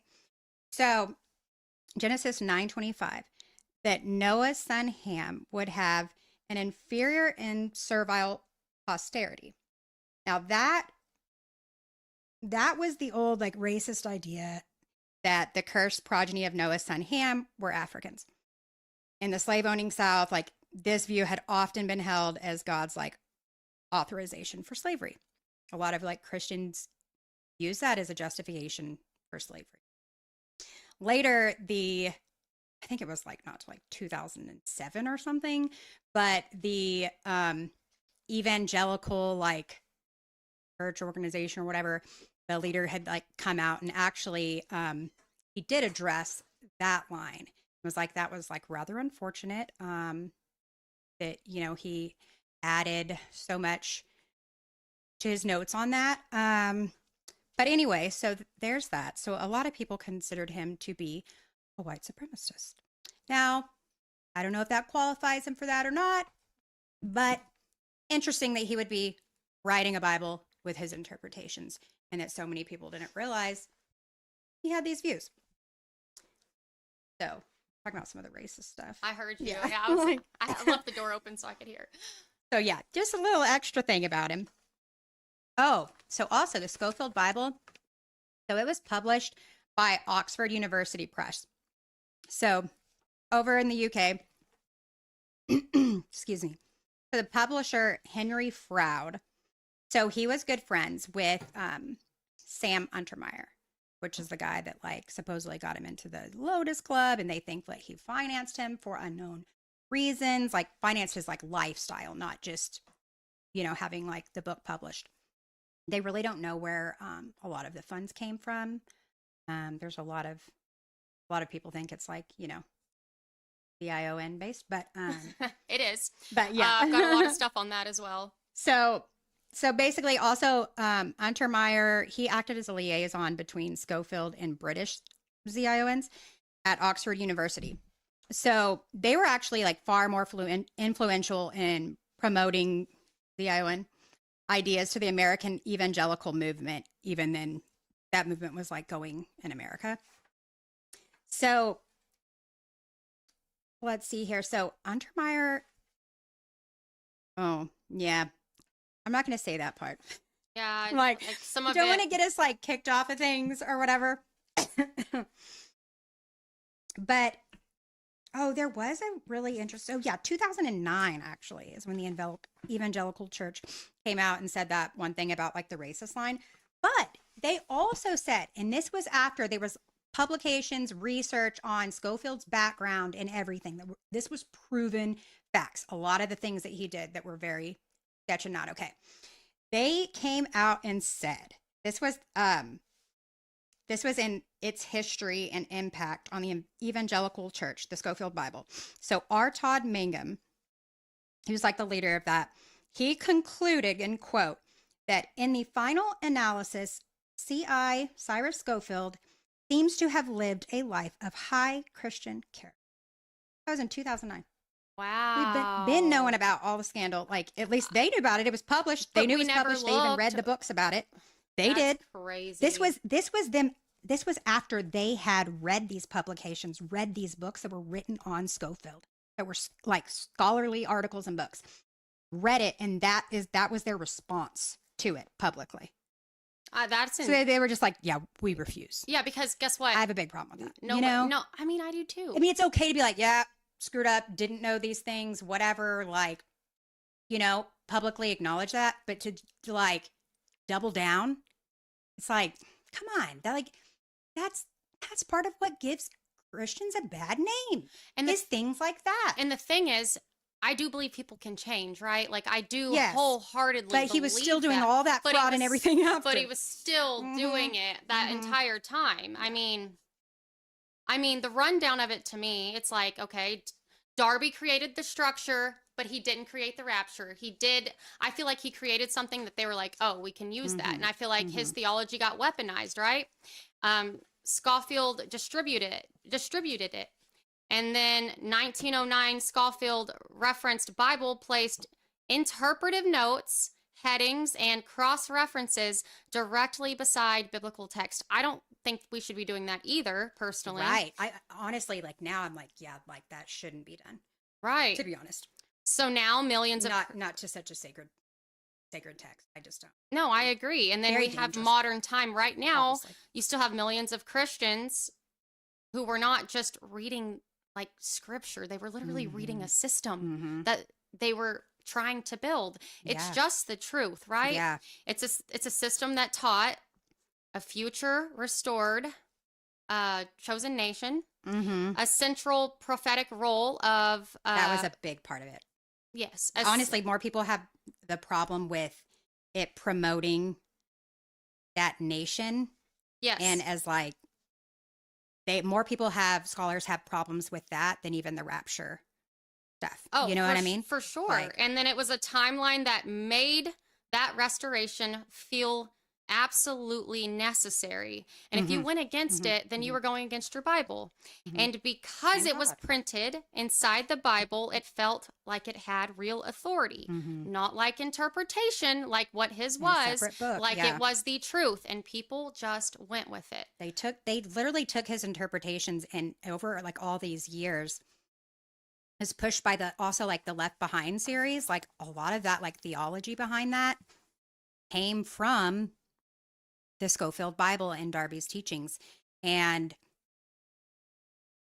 I mean, I grew up thinking that like all that was completely like biblical fact. Not that that was like an interpretation, not that that was um anyone's like theology or any group's theology. Like I thought all of that was just like hard facts in the Bible. Nobody questions them. This is what it is. But I grew up like the Left Behind series came out in 1995. I was born in 1987. So like, and I think the first movie came out in like 2000. So I never watched it until actually last night. But which it's hilarious, y'all. If you like go back and watch the Left Behind movie, like now the graphics, like I'm sure at the time it was like great, but the acting is horrible. The graphics are absolutely hilarious. Hilarious. Oh, I know. It's just like, I you heard. know, I haven't ever. it's so funny to like go back and it's like, oh my gosh, like we've come so far with in like graphics such and a everything. short amount of Yeah. time too, which is Mhm. mind blowing. Yeah. Just on a side note, I Mhm. think this is a good question for you. Holly, what's Mhm. one thing that Jesus changed your perspective on after becoming a believer? So as of like December, that I should read the Bible, but that he's telling me in particular, probably because he knows my heart and mind, that I need to dive into the history more, like the different translations. Like next, I'm going to be diving more into the King James version and how like that was changed and translated, and all the different things. Who wrote what Bible? Like God's telling me that like I need to have like that like the understanding before I go into reading it, because when I go into reading it, I want to have all of that knowledge. No, and You know what I mean? right. But yeah, So you like can. I never thought like before, and not that's not something that changed like that day when I decided like, okay, like I believe. Like It's that's taken something, yeah, time. like even in like he's been Just a couple talking weeks, to me, you like know, not just in my a head, but like couple of talking to weeks me ago. through my soul and heart and how I feel he's pulling me is like, yeah, like in the last like 4 weeks. And if I would have never thought there would be ever any day where I would sit down and like read the Bible like as a book, you know, that I want to like read from beginning to end or whatever. But I'm going there, like, you know, like That's I'm on that journey so of that. So cool. yeah. I mean, and we're very similar in a lot of ways, and we're different in a lot of ways. But one way that we're similar is, you know, when I got my relationship with God and I started really digging in, there was a lot of things that weren't sitting right with me, a Mhm. lot, and I think Mhm. you kind of know what some of that was. Yeah. Things that are going on in the world, all this stuff. Mhm. And I started digging deeper, and that's how I Mhm. started reading the Yeah. Ethiopian Bible. And I Yeah. still love my, you know, King James version. I do. Mhm. I adore Mhm. it. But like, I also need more truth, to Yeah. be honest. Mhm. What else did? Another thing that changed for me too, which actually would have been the actual day that that happened, was, and I told Emily this and my parents and the select few people that I told about that experience, that it was, I mean, I like looked at myself in the mirror, like looking into my own eyes, crying, and which I'd never really done that before. I don't know if you've ever done that, but like looking at your own eyes through the mirror and like, but it was very like, I knew then that like all these times that I felt like what I would call like my soul was telling me like what to do, what to believe, what not to believe, all those things, that like that was God the whole time. And that no matter what, like from then on, like I'm following what he tells me to do. And I don't care who agrees with that, who disagrees with that. I don't care if the religion as a whole were to tell me that's wrong. Like I'm following my soul and like what he tells me to do. And that's that. You know what I mean? That's fine. Like I think won't that's great even because guess what? He's going to lead you Mhm. if you're truly listening to him. Yeah. And I knew you would get to this point because I Mhm. believed when you told me that you're hearing from Jesus and you feel Yeah. him. I knew that you would get to this Yeah. point in your time. Yeah. You know what I'm like saying? about 6 weeks ago. It's like, so my husband was out of town, and so I got up, you know, early to get my daughter ready for school. And as soon as I woke up, because I dream very rarely, or I don't recall them rarely, you know, often at all. But I woke up and it was almost like what I kind of would call like almost like a daydream. I was able to completely function. Like I was like making my daughter's lunch, but literally it was like 12, 15 minutes straight constant of like, I feel like was him talking to me. And it's not like I heard a voice in my head. It was almost like I had to put it into words, like a telepathy kind of thing. It was just like, weren't words. It was like a feeling. I also had like a vision, I guess you'd say. It's not like it was in the room with me, but I was like making my daughter's lunch. Oh, by the way, the whole time this was happening, my nose was also pouring blood. In high school, I used to get nosebleeds all the time, but like as an adult, that very rarely happens to me, like super rarely. But so could totally be coincidence. But my nose was pouring blood the entire time. As soon as he was done talking to me, my nose instantly just stopped bleeding. It was the craziest thing. But I had this like kind of envision where it was like, if you will, where it was like how I would kind of describe like a web graph, I think is what it's called. So there's like circle in the middle, and you've got like all your like strings kind of like going off, like different spheres and all that kind of stuff. And there was a few of them that I won't even say what they are, but that were clear, and I knew like either who that person was or who that, you know, what that event was or whatever. And to me, it felt like in the middle was like truth or like God, I guess. But then there were so many spheres that were not necessarily like empty the way they looked, but like incomplete, I guess you'd say. And to me, the way like I kind of took it is God was telling me like, you're on this path, you got a long, long, long way to go, but I have this planned out, and you're going to like, I'm going to show you what the next like thing is or whatever. I'm going to like, you know, just follow. Right. So, and that's literally what it is. That's literally what it is. I'm not crazy. Your growth Like, will not. No, you're not happened. crazy. Like, You're describing know? exactly like what we should And all I'm not saying like, it's go like, oh, through. I'm so special. Like God came and visited me. But I just think like, if we listen, I think God gives us all these like inner like feelings, like Yes, he that we just does. know with our soul. You know what I Yes, mean? yeah, Like, he does. He and absolutely that's what it like does. felt like for me.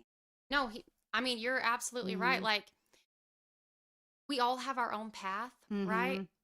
But we're all going to end up at the same spot. Like, I Mhm. may go like this, and you may go like this, Yeah. but we're all going to be in the Yeah. same, I'm kind of like it's all taking us to the same area at the end, you Yeah. know?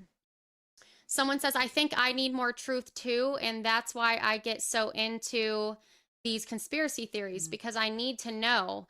I Mhm. feel like the elites really only let us know what they want. I mean, absolutely, For that's true. sure. And that's kind of how I was feeling too. Yeah, and I just like I refuse for mankind, especially a man, like to like tell me like what I'm gonna believe, what I'm gonna think, Yes, how he I'm is gonna literally the feel, word. Yes. like what I'm gonna judge people on, what I'm not gonna judge people on. Like, yeah, no, no, no. Like I just refuse to be controlled. I've been that way my whole life. Like my parents say, like I was a really hard teenager because it was just very hard Well, to you have a little girl who was a just lot like her argue. mama, Oh, God, I so know. you're about to pay for some raisin there. like I'm extremely stubborn. My husband is too. But like and my son was like the easiest baby and kid like ever. When I say this kid never ever threw a fit, I mean it. Like his grandma says that one time in Walgreens he like threw himself on the ground because he couldn't get like candy or a toy. That's with grandma, though. Yeah, but even that just happened one time. Like easiest kid. My daughter, we have at least a few of those a week, you know. But she is like stubborn beyond belief. I'm like terrified of her teenage years, but I'm also like constantly preparing myself for it because it's going to be like the biggest challenge of my life. But I'm going to enjoy like every moment of it. You know what I mean? Oh, yeah, absolutely. And like she's going to be just like such a strong human being. And the thing is, you know how you are, so you'll know exactly what to Yeah. do. Mhm. Well, some of the times. She says, right, and they control our food and everything. Literally, Mhm. that's why I started gardening. You know what's interesting? When Mhm. I got close with God, I didn't really, this was before I even got like deep into conspiracies. Mhm. I had this urge to like have chickens and to garden. And I'm like, I'm just Kind gonna of just get back to the basics, right? Right? Like, yeah. I just don't Mhm. want to, like, if something were to happen, I would love to be able to still Yeah. feed my family, you God know? just like tells me like not to trust things. They have agendas.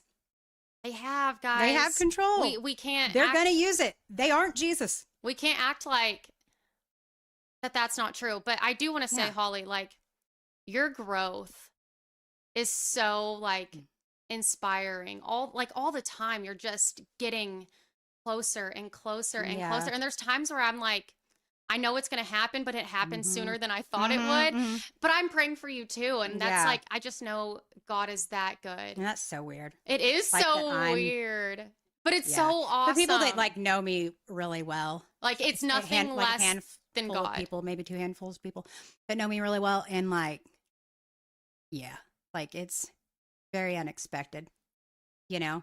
It But is. I mean, it absolutely but is. like I also like for so many reasons it would take forever to explain to everybody, but very crazy things that like it was supposed to happen at that time. Oh, for Like, sure. For you all know of what I mean? us. And Yeah. also like in weeping that time when I was like reading those last, and it's not because the last 10 minutes were just so special or whatever. It's just everything. It's like the picture like all came together for me. And it was It was an like, aha moment. yeah, it was like, this is why, like, it's okay that I've struggled this whole time. It's Mhm. okay that I've like had many years of like not believing at all, you know, and stuff. And because this is like how it needed to be, you know? I mean, So, for sure. And, like, I felt kind of guilty. And I feel like you're in a much healthier place than I was when I first got close. mhm. It was before I really understood. I had this guilt. I'm like, I wasted so much time. But, the closer I got with God, the more I realized. It makes you who you are. And And you know, God has like a purpose for you. So like you had to have those years like that. I Like did. I to, yeah, did. like, And all the chaos I lived through mhm. and all of like, I mean, my life was just, this is the most peace I've ever felt. Just put it Yeah. that way. Yeah. Yeah.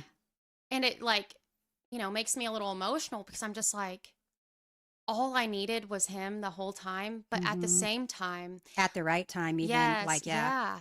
But at the same time and at the right time, I'm so glad I went through everything that I went through Hmm. because now it's like I know what I feel. I know the Yeah. peace that I feel that I've never felt before. Hmm. Like And maybe if like it you had just, come to that like earlier, like maybe, I don't know, like maybe it I wouldn't wouldn't have been as have. strong I or like, you know, I because wouldn't like all your experiences like play into all of that, you know, I think. I wouldn't have what I have with him right now. Yeah. I know this if I Hmm. hadn't gone through all of the stuff that I went Yeah. through because he Yeah. showed me like what it was without him. Like Hmm. the total chaos, you know what I'm saying? Yeah. Like I never felt peace. I was in my whole life I was just waiting for something to blow up. Yeah. Like the And next see, like and I just don't have that. before I like would say like if you want to say like found him or whatever, I feel weird saying that because it's like He was he's always always been there there, and like but you know like you and, found him back. yeah, You but like found him whatever back. you want to call that day. Yeah, yeah, yeah. Like I think that's kind of what was hard for me too is because I had peace for the most part unless something you know of it happened or something crazy. But that's also why it's like honestly I feel like I had Jesus in me the whole time, but a lot of Christians and churches and stuff made me feel like I didn't because I didn't see it how they told me I should see it, you know? Like because of that, I like doubted that I had him in me for a long time. And it was kind of that book that was like, yeah, no, like they're wrong. Like he's been in me this entire time, you And you know? knew it And somewhere. now I'm finally like at a point where I'm like, yeah, no, he's there, been there the whole time. Like, And I think it's screw really everything else. Like, you know, exactly. It's like really important to find your relationship with God outside. I mean, and yes, go to church if you want to go to church. There's nothing wrong yeah, with that. especially But if like, you find one that but like you vibe with. You know? yeah, but I mean, and I kind of wish I knew of a church that I mean, Mhm. I do like feel like I would really love having a community to worship with. Like I would love Mhm. that. I haven't found that kind of church and Yeah.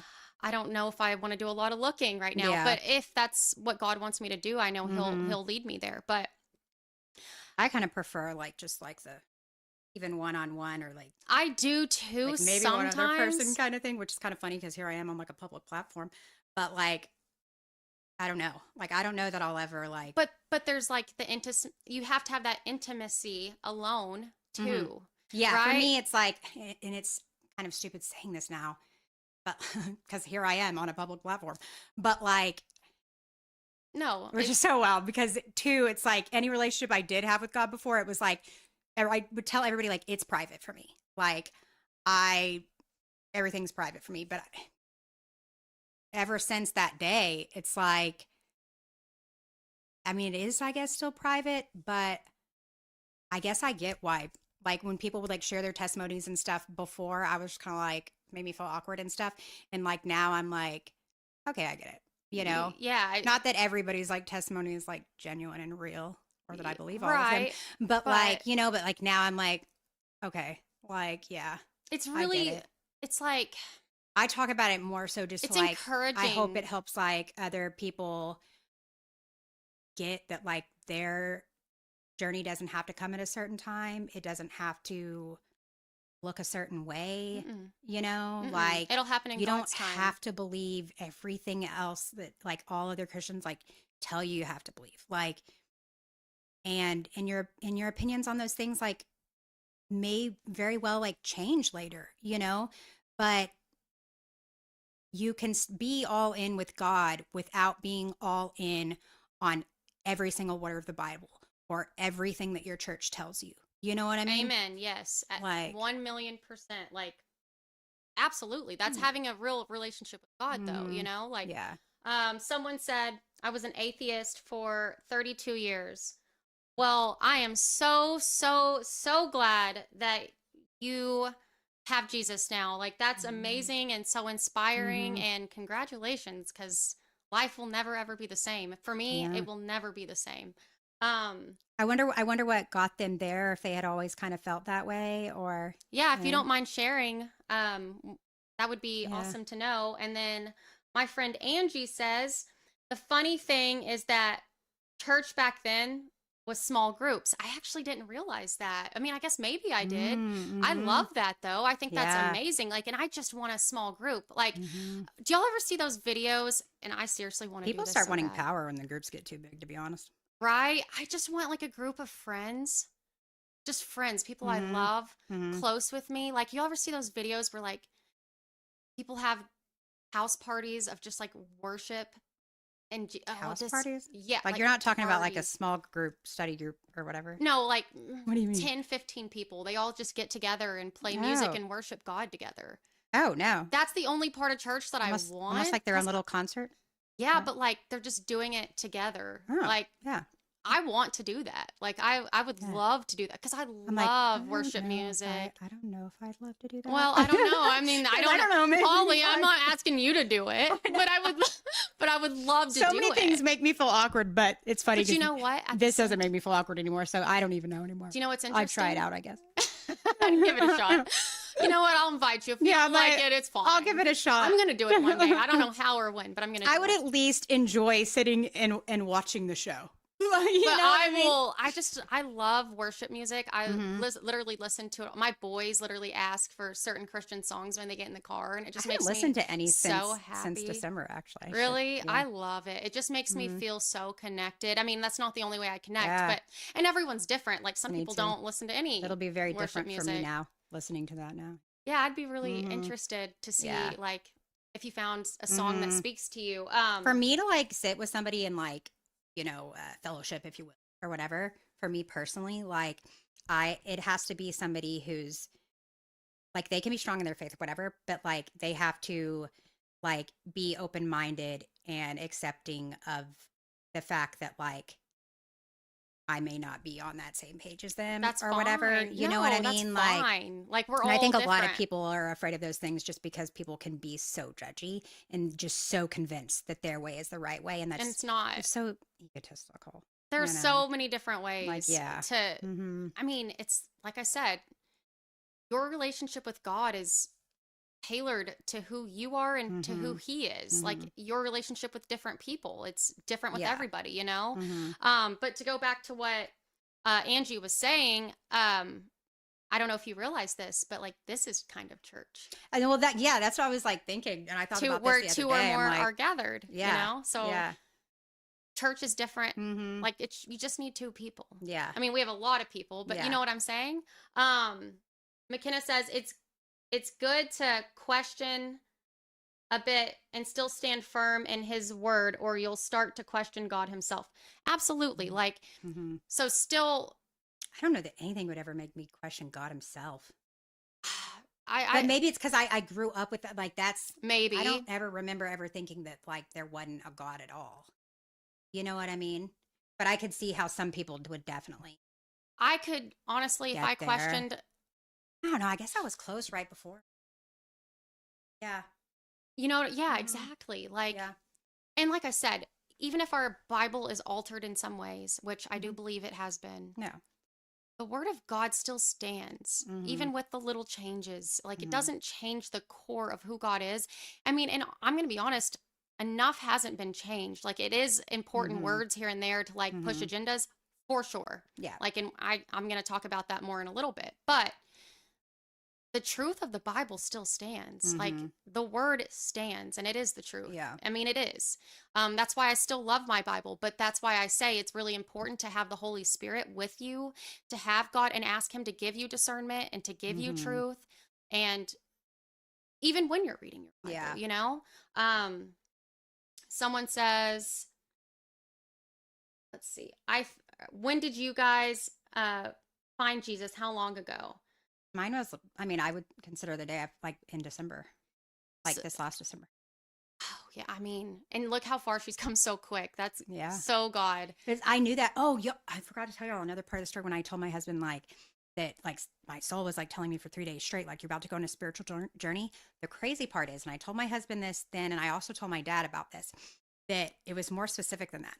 It was like in 4 to 5 months, like, you're going to find truth and like everything will make sense then.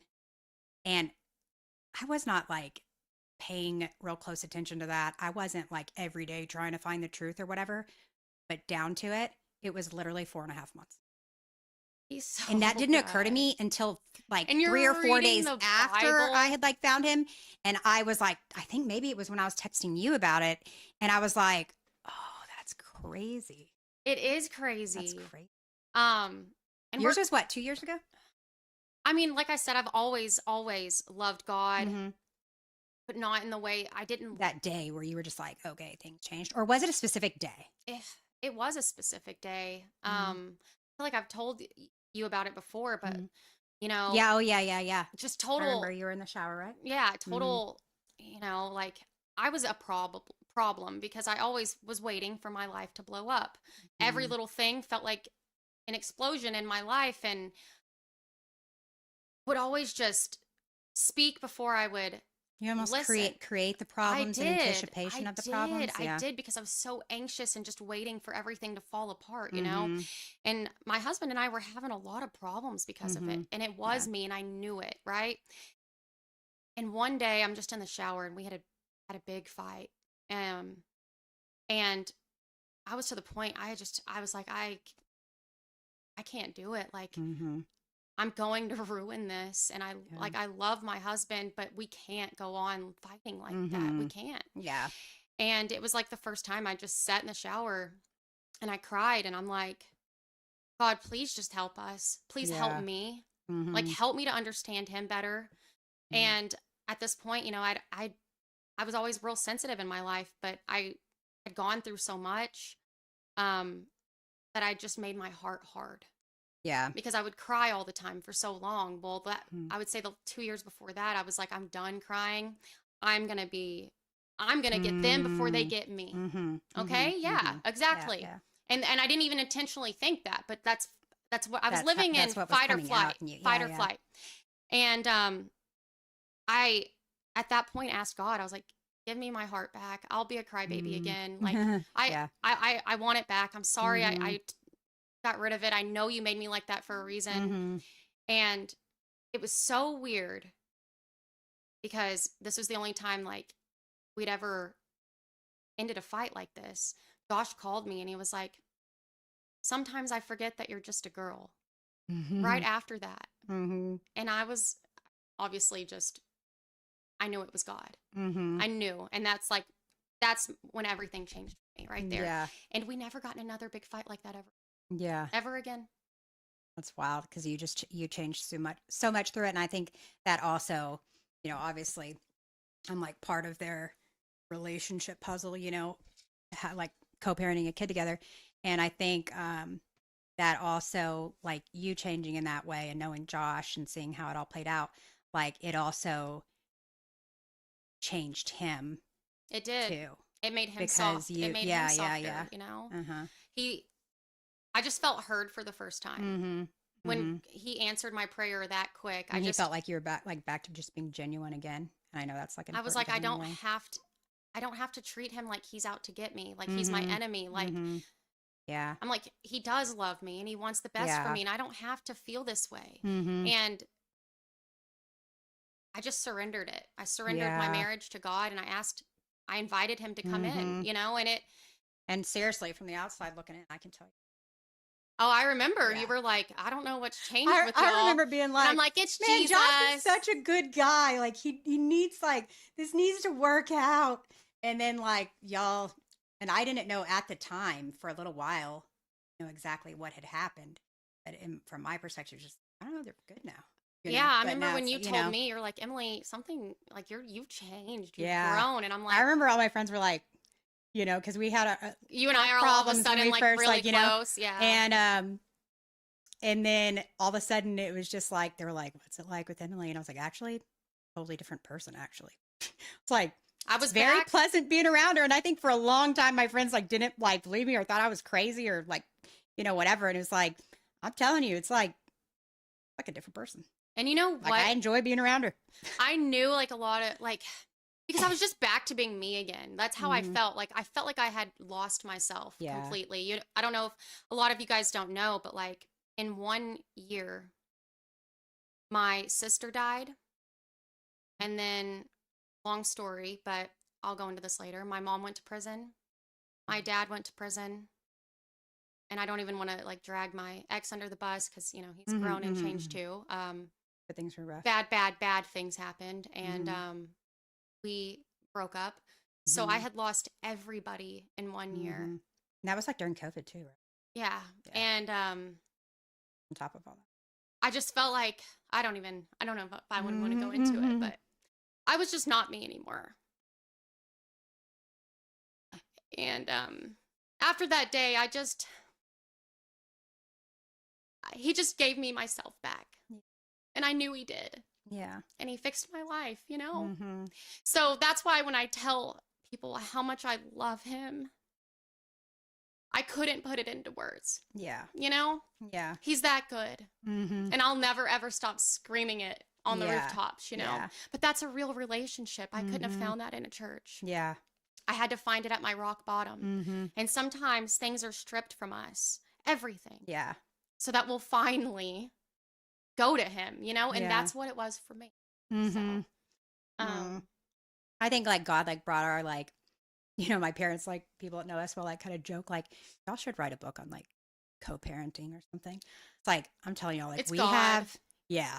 and we've Like been God through brought it. us We've all been through together it. like but he so quickly turned that around too. He Like did. you know what I He mean? Like yeah, did. we had like one big like where it was like I was not a fan, you know? And I came into it, man, I was like gonna be like the coolest ex-wife ever, like just get along and everything. But you know, like she had to go through her things. But once she did, it was like night and day. And like the four of us, like my husband, her husband, like we'll go to dinner just like without even the kids, like hanging out. And then here we are like doing podcasts. My husband and her husband do a podcast and stream together on like political stuff. It's like we Pretty you know, wild, but take it's trips awesome. together. We spend holidays together. Like it's the easiest, best way ever. And man, people should do a better job and try harder to have like co-parenting relationships like that because it's so good for the kids, but also it is so much easier for you. Oh, it is. You know? I mean, It's just so much easier I to be couldn't- friends. I couldn't imagine Mm-hmm. one not having you as a friend in my life because that would suck. But Especially at this point, yeah. yeah, but like Yeah. also raising Sawyer Mm-hmm. as his stepmom and not having a relationship with you would Yeah. be terrible. Like Mhm. Sawyer loves that we're friends. He thinks Yeah, it's so yeah. cool, you know? Yeah. He's even like, "Are you talking to my mom again?" I'm like, "Yes, I am." Mm-hmm. So the guy that said he was an atheist for 32 years, Oh, uh-huh. He says he was confronted by a demonic entity, a solo night fishing, and the creature uprooted a large tree that nearly crushed me to death. I mean, before I was afflicted and I went astray. I mean, I'm going to be honest. Oh, so that experience is what brought him to God, I guess? Yeah, like, Oh, I wow. think he realized there was evil before he realized there was good. Wow. I And mean, through the evil saw the good. That's interesting. amazing. Yeah, I I appreciate mean, you sharing that. awesome. Yeah, thank It's a you for unique sharing. perspective. And let's see. Someone says Naomi lost everything, or lost everyone but Ruth, and through that she was redeemed. Yeah, that's what God does. I need to read that one. Yeah, oh, you will I write down love the that ones that story. Naomi and Ruth. Yes. And then I wish I could have done that with my ex. He hasn't even seen the kids for over 2 years. I mean, it's not always, I mean, that's hard. Yeah, And it's not always doable. I like to say, like, hey, like, think about it. Like, you were with your ex for a reason. Like, you can find a friendship there, right? but it takes Okay. two. That's easy for me to say. Like, you know, like Our situation's ideal, got- you know? an ex who's an like excellent father, like supportive, you know, as an ex-husband and co-parent. Like, he comes from a great family that have always still considered me still like a daughter-in-law, still in a way too. They treat my daughter now with my husband as like an extra grandchild. So like, so it's easy, I guess, you know, for me to be like, you know, work harder at it, like, but keep trying, keep being the bigger person. It won't always work out, but I, you know, and I know it's cliche, but like, kill them with kindness. Like, eventually, hopefully, I think most people eventually, it'll soften their heart, you know, after a while if you keep at it. Maybe that's not always the case, but even if that isn't how it ends up and they don't end up softening towards you and the kids, at least at the end of the day, you know you did the right thing. Right. I mean, And you can live with that. You and know I what have I mean? a situation on my other side where we have not. I mean, I tried so hard to be friends, and Yeah. things are getting better now, thank God. Yeah. All glory to Jesus. But Mm-hmm. we struggled for a long time to even Yeah. be around each other. And I tried. I really tried. You know, Mhm. it does take two, and it takes that person wanting to be in the same situation, you know? Like, Mhm. you can do your best all day long, but if they don't feel what you feel, Yeah. and maybe it'll come in time, and I feel like actually this is what's happening on my other side of this.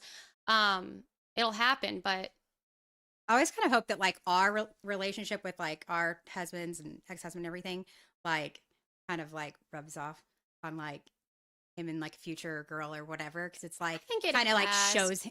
shows people that you, like it's possible and shows people like the benefits of it. oh, You for know what I mean? sure. He actually had a girlfriend, and I don't know what the situation is. And I know you liked her a at lot. the moment, she and I would have coffee, and I loved her. Yeah. Like, and I my was so kids excited loved her. I for it. know, and I was I don't excited for you. know the situation Yeah, at yeah. the moment. I try not to overly Yeah. pry. And or you'll never know, anything. like you never know. Each has their own story and each version of things, you know, and stuff. But yeah. But yeah, co-parenting. Everybody give it a good try. Yeah, I mean, I wouldn't want to do it any other way. It would be a very miserable situation Yeah, we're so otherwise. I'm like, lucky. we literally. We're so blessed by it. Yeah. Oh, I have another interesting God story, real quick, and then we can move on back into today's lesson. But so McKenna, you know, she lives in Montana. She's my TikTok friend. She also is a TikTok creator. We do different kinds of content. She's more lighthearted, and she's funny, and Christian humor, right? And I love her. But we FaceTime and we hang out, and we actually made WWJD bracelets. Oh, that's who you did that with last night? Yeah. Yes. Which I love. Okay, I've been saying for like a few years now, like even before like December happened and I like came back with like God and everything. It was like with everything like going on in the US and everywhere. It's like, and honestly, I think within Christians in the church too, especially right now, like we need to bring back these WWJD bracelets. Yes, we do. Because that needs to be people sure trend. have forgotten about that. Yes, they have. Like, it is wild. you know. Oh yeah, I'm gonna be passing these out like candy. I made I know. 4 of them last night. One of them for I'm you. so glad that I'm like, yeah, I'm gonna start sporting that thing. I think we need to start. I remember I was in junior high whenever that was like, I think like at least, Popular. yeah, from my perspective, that's when they became popular anyway. And I'm like, yeah, I don't know, like we need to start just passing them suckers out again. Like candy at Like this even if it point. makes one person like think about it more, cool. The It's world's a worth better it. place. I mean, that's kind of like, you know, it's kind of my and whether you're a Christian or not, right? Like we know. I think pretty much everybody, for the most part, believes that at least Jesus was like a real, like true historical figure, lived a remarkable life, and is a great example of like how we should treat people, right? Like at the very least. So it's like, I mean, you don't have to be Christian to wear that bracelet or to like have that philosophy.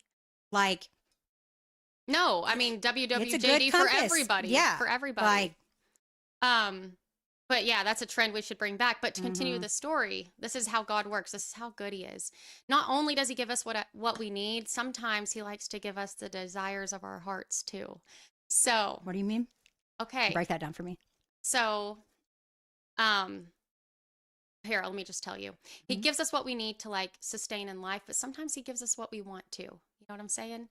So, Oh, yeah. Mhm. so with McKenna, I was actually talking to Josh earlier in the day. I was like, I'm gonna hang out with McKenna tonight. I'm like, I'm so bummed. Like she lives literally in Montana, like you just wish you'd actually opposite just hang out. sides of the US. And Mhm.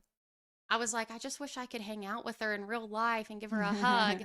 And she was actually at the same time on the phone with her mom telling her the same thing. Mhm. And we don't know for sure that this is going to happen, but it looks like it is.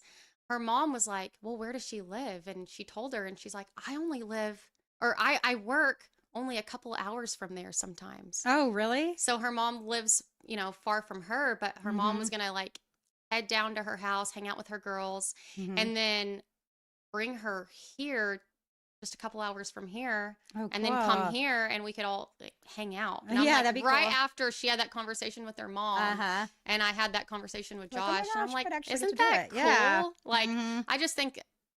I just see God all over my life now. Yeah. And I feel like when you stop and look, I feel like everybody could see Him in there, you know? Yeah. When you like start paying attention, you see like how many things aren't coincidences. I don't believe in coincidences anymore, Yeah. personally. I really don't. Well, just everything changes the path, whether you believe God or not. Even like it's just like you don't get on that, you know, you're not on the highway, and therefore like you're not there for that wreck. Like I mean everything, and it's like, oh, now because you survived that car wreck that you weren't on the road for whatever reason, now there's generations that like your children, and like it's nothing is. No, I mean, and even whenever you love Jesus and like the people around you don't, like God saves them too for you, or does things for them for you. Like, you know what I'm Yeah. saying? Like it takes one person and then everything starts changing. Yeah. You know, like Yeah, that's an interesting way of thinking of things. it is to me, because I see Yeah. it, all over, Mhm. even with just you, like your parents Yeah. have been praying for you, but the more people you have praying for you, it really is true. Yeah. Like it is. Mm-hmm. But let's circle back I know we're to, ADD guys. I know, the Scofield. Okay. So when I think theology started becoming a tool, I feel like Darby felt like he was uncovering truth. And like I said, if you believe in the pre-tribulation rapture, he was. But by the time it reached Scofield, it starts looking different. It starts looking positioned more like packaged, more like political gain, and something that could be used for an agenda, right? Yeah. Because the outcome, well, you can't really deny I think it. it was probably obvious then, but now looking back. Oh, it's so like- obvious. The outcome is undeniable, right? We see it. Yeah. A theology that aligned with ZION, political goals, was placed directly into the hands of millions of Christians. So whether it was an intentional or in coordination together, we can't deny the alignment and the The effect. fact that it did change. Yeah. The effect of it, I feel like Internationally. theology became a tool, Yeah. right? It That's affected what happened. Arguably every other it affected actually the entire world if you think about it. With as big of a world power or whatever, the United States, like we affect so many other, like the fact that it changed our like foreign policy and policies here. It's like it really actually shaping a lot of things in the world. Insane. And it did. It Yeah. did. I think that the ZION interest like recognized the power in Darby's framework and used it. Mm-hmm. Like I think Darby was an innocent bystander in all this. I truly do. I think he was just saying what he believed, but I do think it has now been weaponized. Yeah, I will agree with that now that I've like done the research. I agree. Yeah. I mean I agree. that's really like I can't There see it in doesn't another seem to way. be anything that points to any other like agenda of his necessarily. There's no proof of a other agenda other than just, his saying what he believed, interpretation or right? whatever. And At this point, I found it. Monster Ball. Okay, well, thank you for coming, and I hope you have a blessed night. Thanks so much for watching and being a part of this. God bless. He's getting off, so I was Oh, okay. I was like, you're like, are we leaving?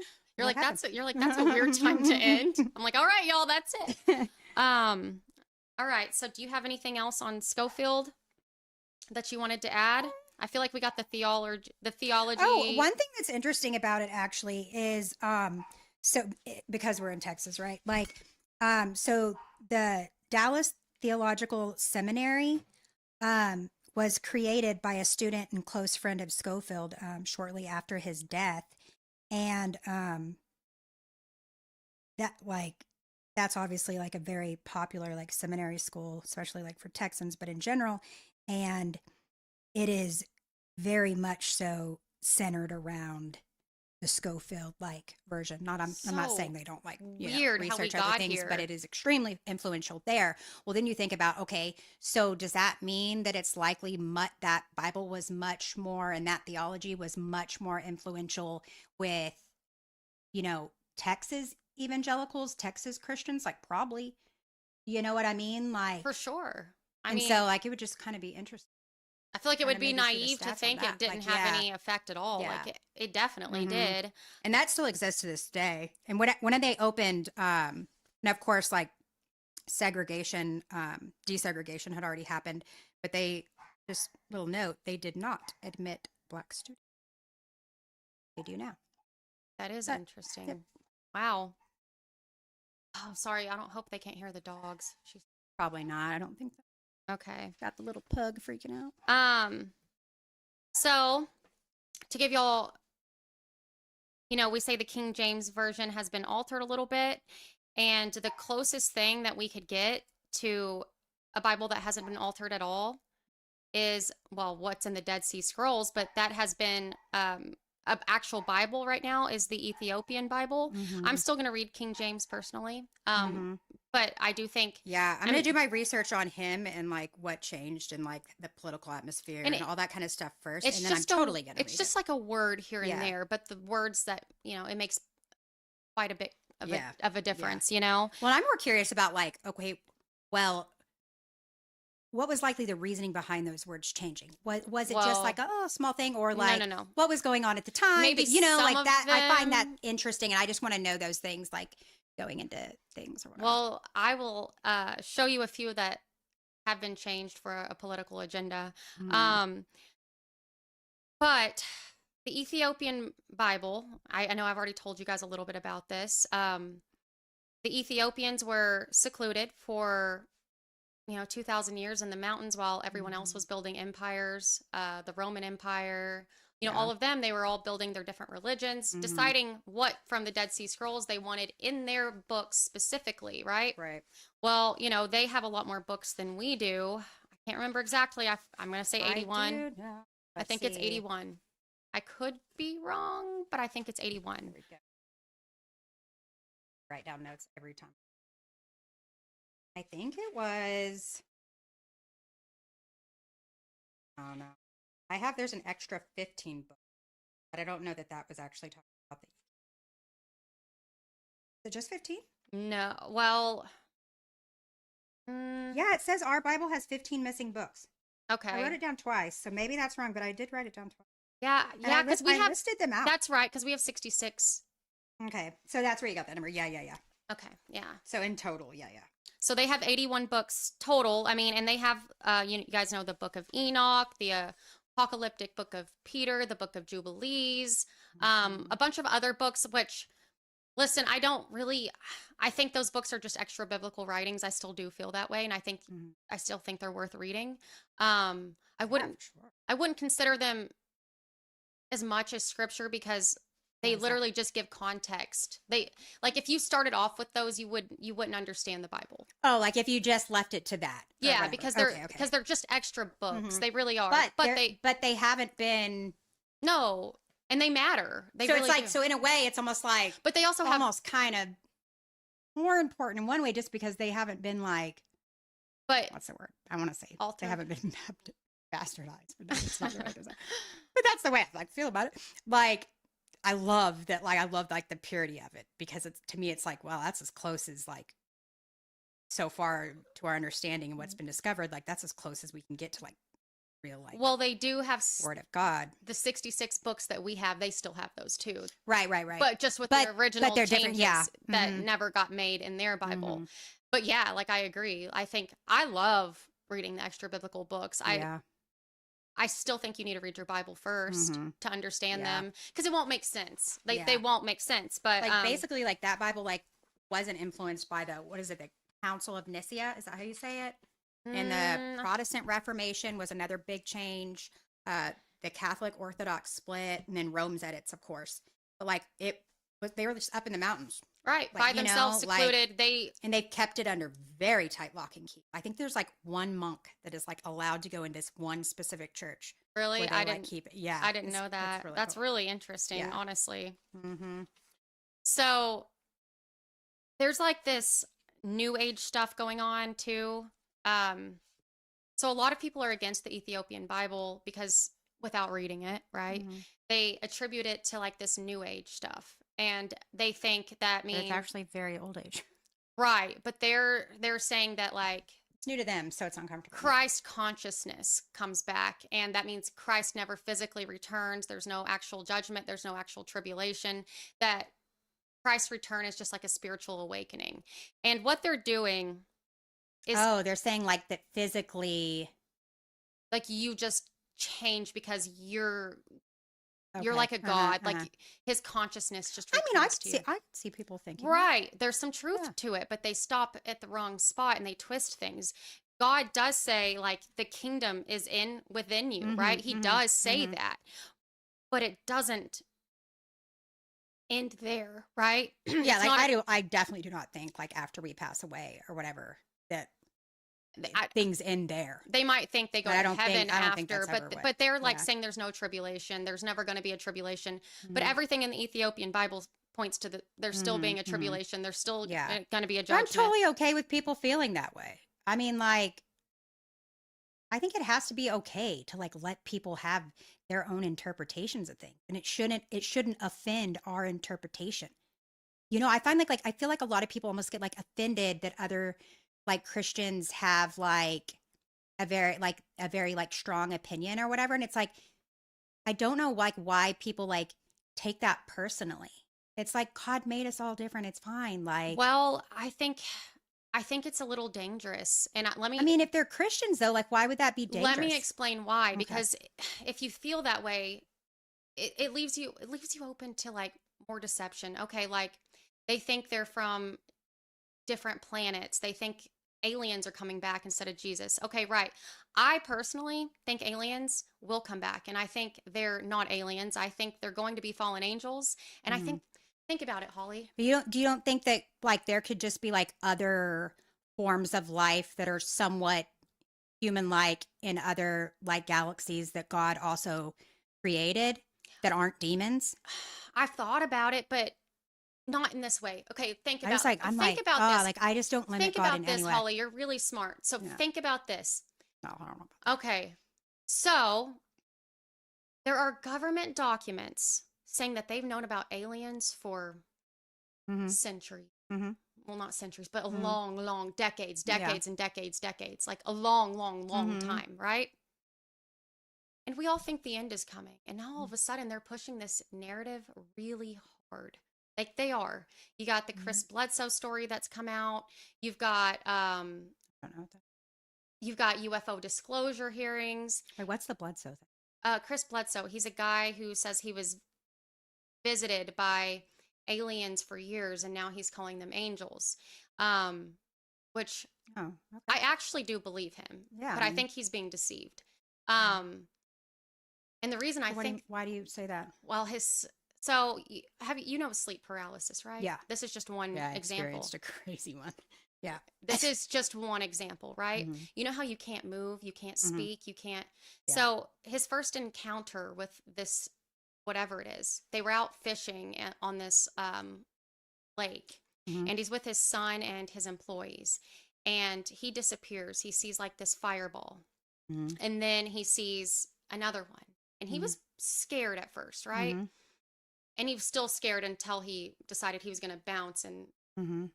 go back to his people. Well, he gets back and they're like, "You've been gone for hours. Your son went to look for you." Mhm. So they couldn't find him either. And eventually they find his kid and he's bawling. He's Mhm. like 17. He said he couldn't move, couldn't speak. He saw these creatures. He was Mhm. terrified. Mhm.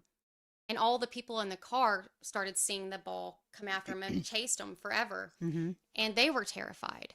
And they said it was demonic. And he and his Mhm. son get home and they're fighting like back and forth, back and forth. Um, basically he's saying the kid is like, that was demonic. It wasn't good. It Mhm. wasn't good. And then Chris has another. Like he thinks it was aliens, not So at this aliens, I guess? time, I don't feel like he really knew, right? Mhm. And then he has this another encounter that same night, and it was like, "Oh, we're not here to hurt you. We're here to help you." Mhm. And his son was like, "No, whatever it was absolutely demonic." And he's completely changed. His wife is still scared to this day, Mhm. and they still Mhm. see stuff all around. But Yeah. anyway, what better deception, Holly? If the rapture happens, right? Mhm. And we're all taken, what Mhm. better way to explain it than to say we were abducted by aliens? Something supernatural. I mean, I'm just saying, think about it. And that's what this new agey stuff is. They're connecting They're with saying these like, okay, aliens. They're not so if connecting with if the God. rapture happens and government people, whatever, and They're going to have an influence explanation. to say, okay, it was aliens, then that means that less people would then come to Christ after. Yes, yeah. They'd be like, oh, we were right. All the New Agers, because they talk to these aliens. They Okay. channel these beings. Yeah. So do your own research yeah, on yeah. it. No. I don't even, it's not even that. It's just trying to understand like what you meant when you're like, it's dangerous. And I was just like, tell me why you think it's dangerous, just because I wanted to understand. I'm like, okay, like I understand why you would feel that was dangerous. I feel like I have I a get form of godliness, but they're Mhm. not there. You know what I'm saying? Mhm. They have a form of it. Mhm. If there is a rapture, those people they'll be left here because they're literally like that. They're expecting to be. They're talking to like demons and stuff. Like they're Mhm. channeling other spirits. Mhm. So I mean, that's my opinion on that. Yeah. But I think that's why it's dangerous. If you think there's no tribulation and no judgment, and you're channeling these beings, well, they're just gonna feed into. What do you mean they're channeling these beings? Like, what do you mean they're by like that? they are like talking to them and stuff. Who's they? These New Agers. Oh, okay. I thought you were talking about Bledsoe, and I was like, Well, wait, what? Okay. him too, but I think he's genuine. He actually loves God. And I think he's being deceived. Remember, How are they channeling? What are they doing? They're doing ritual or something? I don't know. There's like some weird stuff. I mean, there's probably some like weird people out there, but it's probably blown out of proportion. too. Not Chris Bledsoe. No, Well, I'm not. there's Yeah, I'm so just saying, much- like, as in general, like people who believe in like this new age thing. Like, Well, I mean, I think it's probably far fetched to say they're all doing. so I mean, I think it can be dangerous to make generalizations, I guess. About, but I'm, me. I'm if just it's the- I'm just super open to like. yeah, but if that's You know, the like, deception, you know how I just many don't want to people- judge a group of people without knowing. And I'm not. You know I mean, what I mean? I've done a lot of Yeah. digging on this, Yeah, but oh, there was also this goddess that visited Chris Bledsoe, but this is just interesting in general. Mhm. Again, he was like really, really afraid. And then like she hands him this like animal, like he thinks it was an animal. So it was some kind of creature without a head. And he's Mhm. like, when I touched it, and he said this in 2012. said in 2026 there will be Iran and Israel will exchange missiles, and then humankind is going to come into this.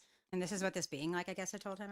Yes, this new knowledge. Specifically in 2026. Huh. Yeah. And he published a book in 2012 saying it. So, because I mean, I guess a lot of people could have like seen this coming. and away, now but he's specifically in 2006 and saying that in 2012. You know, and I feel like everyone thinks the end is coming, right? Is that why people are talking about him more?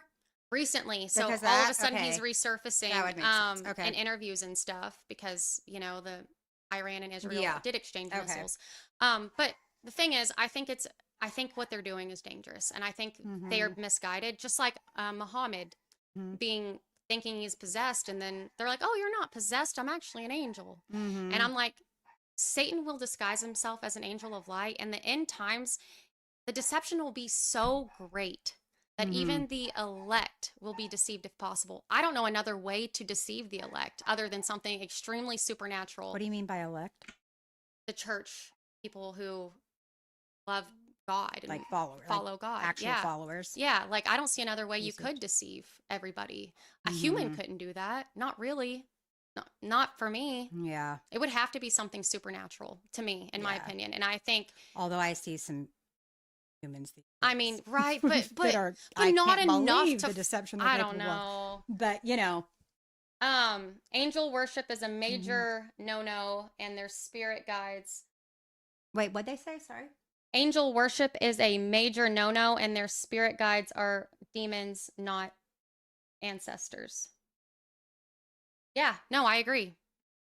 Wow. So they're okay. I mean, any worship other than God. Yeah, right? like they're idols. But I've even heard people say like it's like wrong to like worship Jesus so much, but if Jesus is God, then it's different, you know. No, but I agree. That's like if you think angel Jesus is worship, an right? idol. Like, yeah, I think Christians say that. But what else they say is major no-no, and spirit guides are deep. What does that mean? What do you mean by that? Aliens who they think they're talking to, or like ancestors, because they're also talking to like their ancestors and stuff. They say they're channeling them. So wait, they're saying that they don't believe that you could like through any other like dimension or something that God may like choose to open to you or whatever. Are they saying that those cannot be ancestors? That's always demons? Yes. I don't agree. No, the Ethiopian Bible, Yeah. even says if you're anyone who channels the dead, they're not talking to who they think. They're talking to familiar spirits. You cannot channel the dead. I mean, I believe maybe Jesus will let someone come give you comfort or peace or whatever, but you can't channel the dead. Like mediums What do you mean by channel? Like that means you're trying to like conjure them up? Like talk to them. Like, okay, through mediums, you know how they say they're talking to your dead relatives? What they're really talking to is familiar spirits. It took me a long time to realize that. Like, But familiar spirits means demons? yeah, like demons. We live in a very spiritual world, Holly. You'll get there. I'm like, I don't know. We do. We do. I'm open to whatever, right? Like, I know I still have like a lot of like learning and researching, like finding to do, but I'm just always going to be transparent about, I'm like, yeah, I don't sit with that, but I'm not saying they're wrong. I'm just saying like, I can't vibe with that right now. No, I get it. That's Which probably fine. sounds like new age of me to say, whatever. No, that's okay. But look, you'll get there. But also, I mean, for me, I've seen evil, and I've seen, I mean, me and my sister were like, yeah, I know seen you've some like demonic. But I think it's dangerous to say that. Like, I'm not. I mean, I don't even actually. I don't like saying that. I don't like saying it's dangerous. Like, I think. I don't know. I don't know. I just think God is capable of so many things. If you do it, what He makes, an opportunity or capability for one person may not be the same for the other. But like, yeah, I don't know. I worry about boxing him and what is possible through him. But my soul tells me that I shouldn't do that. Well, listen, I believe the Bible, and it clearly states anybody who is talking to the dead through mediums, spiritist, it is demons. Yeah. So I don't know, Holly. Yeah. But that's why we're like good in doing shows like this, because we're not always going to agree. The cool thing is I'm going to always let you know. But if something changes my mind, I will also Keep digging in. bring it and I'll let you know. Keep digging in. Keep digging in. I think When you'll I figure say it I out. believe something, y'all will know I actually believe it. I think you'll figure it out. I do. I truly Yeah. do on this one. I could be wrong, but I Yeah. actually do. Well, and if I don't end up seeing things that way, like that's okay. It doesn't make you wrong. It But- doesn't make me okay, right. It's like it doesn't matter. But Like, what if I'm right, Holly, and the aliens do show up and they just save it? Are you gonna be deceived? wait, if the aliens show up and do what? Save the world. That's what all these people are. They think the aliens are. Oh, like if aliens just appeared, I wouldn't be like, Aliens? yeah, take me with you. But what if like, they like? Because it's. I think that's where the. like it wouldn't make me not believe in God. No, but would you follow what they were saying? Would you be No, like, I don't follow what anybody tells me to do. Are you okay, kidding? true. I just want to make sure. Yeah. I just want to make. I think it's fine if you feel that way, as long Yeah, as yeah. you have Yeah. your anchor in God. No, I you like won't be this is always deceived. going to be what tells me to do, especially like going here forward, you know. But yeah, Well, surely like, then yeah, I you'll don't be know. all right. Okay. I think the most that we'll get from God and people have passed in dreams, and then other than that, it's demonic. I don't know. I mean, I think God gives us a lot of signs in Yeah. different ways. I really do. I feel like I've had a lot of dreams, and I don't know. I feel like God will give you different signs. Like, and Mhm. I don't. Well, you would think I would believe in it hardcore because of what happened with my Oh yeah. I'll share another time a crazy thing that happened. Now it could have just totally been like a sleep paralysis mixed with like a weird demonic dream. Like I said, I don't dream much anyway. Like it's the only time I've ever dreamed of something that was like a demon. But it's a crazy story that gets even way deeper than that. But I'll save it for another time. But I still am like, yeah, I don't know. We'll see. You want to hear something crazy? So Jackie says, I agree. And after losing my sister, it sucked that I can't go to a medium, but I know I will see her again. Okay. Yeah. So, I would never even really care to go to a medium. I just like, so I'm like, when maybe they could send me some messages or something. Like, when yeah. the devil's always listening to us. So Mhm. maybe it's a coincidence. Maybe it's not. I'm going to be holy now. So I was like, right when I first got close with God, I was just like questioning whether my sister was in heaven, because she she did love God, and now I have peace that she is in heaven, right? Mhm.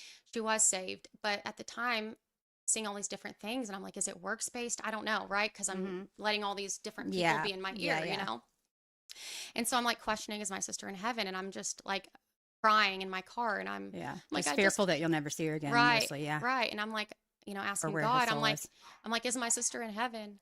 And all this stuff, and I came to the clear understanding right after this. But the next day, this medium messages me on TikTok. She's like, really? there's somebody who's really trying to get a hold of you. Yeah, Really? yeah, and I was so tempted. And like saying all the things that like had to do with my life, like and Yeah. who I am. It was. You don't think it's? I don't. I'm not saying like for I- sure, right? Like I get what you're saying, I like, would especially if that's the way never- you feel. Like I get it. But is there no part of you that? And this is just a curious. There question. was. Is there any part of you that thinks like, could this be God Mm-mm. giving me some peace of mind? Nope. Why? Because I asked her, I said, is this from God? Mm-hmm. And she just ignored it and kept going and asking more questions and talking more about my life. And trust me, you test the spirits. Okay. You test every Yeah. spirit. Bible says it. She didn't pass. But if she had said, maybe still not, okay. because then I go Like, back what to if my you- Bible. But what if you like were like ignoring something God was trying to send you? Holly, I wrestled with You don't it. think God works I was in being mysterious being ways? tempted by the devil, and I wouldn't have been talking to my sister. Yeah. I would have been talking to a demon. But just in the Bible, right? Like God used like humans as like, I mean, Never in that way. No. huh? Okay, well, I have to do more reading. Like, yeah, I'm like, I had this. it surprises me. There was zero peace with how I that- felt either. that people would. What's the word? I like prayed about so it. absolute about something. I guess like it's hard for me to be absolute about anything, but But with such conviction, it's like you know why? Because I prayed about it, Holly. I prayed about it, and Like, when we're that only knowing you human. just talk about, Huh? that knowing, yeah, right? I yeah. prayed about it, and I wanted to do it, and I knew, and I just kept praying about it and praying about it. Uh-huh. And I felt like I got a clear Which that no. one, right? And then I think if like God and your soul, your inner being was like telling you like because I wanted that to you so not to bad. do this, and I agree, right? Like don't test that. You'll have right? peace like about follow it. if you, But I didn't have any but peace. like what if God had given you a feeling and you felt like God was telling you that he like you would ignore it? Do you know what it was? I never felt that. I felt like, oh, Right. But what if you did? Would you ignore it? I don't know. I'd have to. If I talk to God, I don't know. I don't know, Holly. Yeah, I don't know. yeah. I I just wonder, like, if, it, like, to me, I'm like, okay, do you listen to what your heart and soul feels like God's telling you? Or do you listen more to, like, this is what the Bible says I should not I do? feel like if Because for me, feel like- it's definitely what God's telling me to do. I feel like Because- if I really felt that God was pulling me to do it, maybe. Uh-huh. But the thing is, when she did it, it just felt like me. For sure. I It- get that. I get that. It I get that. felt like temptation Yeah. to yeah. get me to do the wrong And you thing. have to listen to that. Yeah, yeah. Like, But I still totally wanted agree. to. Totally agree. I still Yeah. wanted to. You know what I'm Yeah. saying? And it I just took think it's everything important, in like, me not to. at least for me anyway, right? This may not be the way for everybody, but like for me, like, I think it's important to put all of our like faith and loyalty, I guess you'd say, like to what God is like telling you through your heart and soul, and you're praying about it. And like, then anything, like if that conflicts with words in the Bible, I'm going to listen to what God is telling me every time. So McKenna has a good point on here. She goes, no, you can't listen to your heart. You have to let the Holy Spirit guide you. And I do believe that because But that's what I mean, though, heart is- right? yeah, like I knew not what my you were- human, I like, knew yeah, what you yeah. were trying to say. Yeah, when I say heart is like very my deceitful. soul, what I mean, like I said earlier, like to me, it's like always been like it may not be always what I want to do, but it's what he's telling me I should do, what I Right. feel like that deep pit, like I know. Right. You know what I mean? And That's what I mean. wanted to Yeah. talk to her. Yeah. I did because I was so like, Mhm. I was just going through a hard time. Yeah. You know, with And maybe after I read the Bible, I'll feel differently.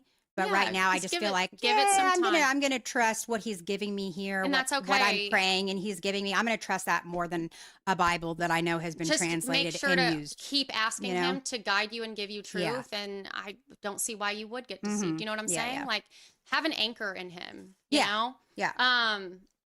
Okay, so Jackie says, me too. I questioned it so much. I was scared, but I fully believe she's here. She's there. I feel a peace, and a medium called my mom. Right. They get messages from, Mhm. I'm telling you. And if she's not getting a message from God, which I asked, she's getting a message from somebody else. Just saying.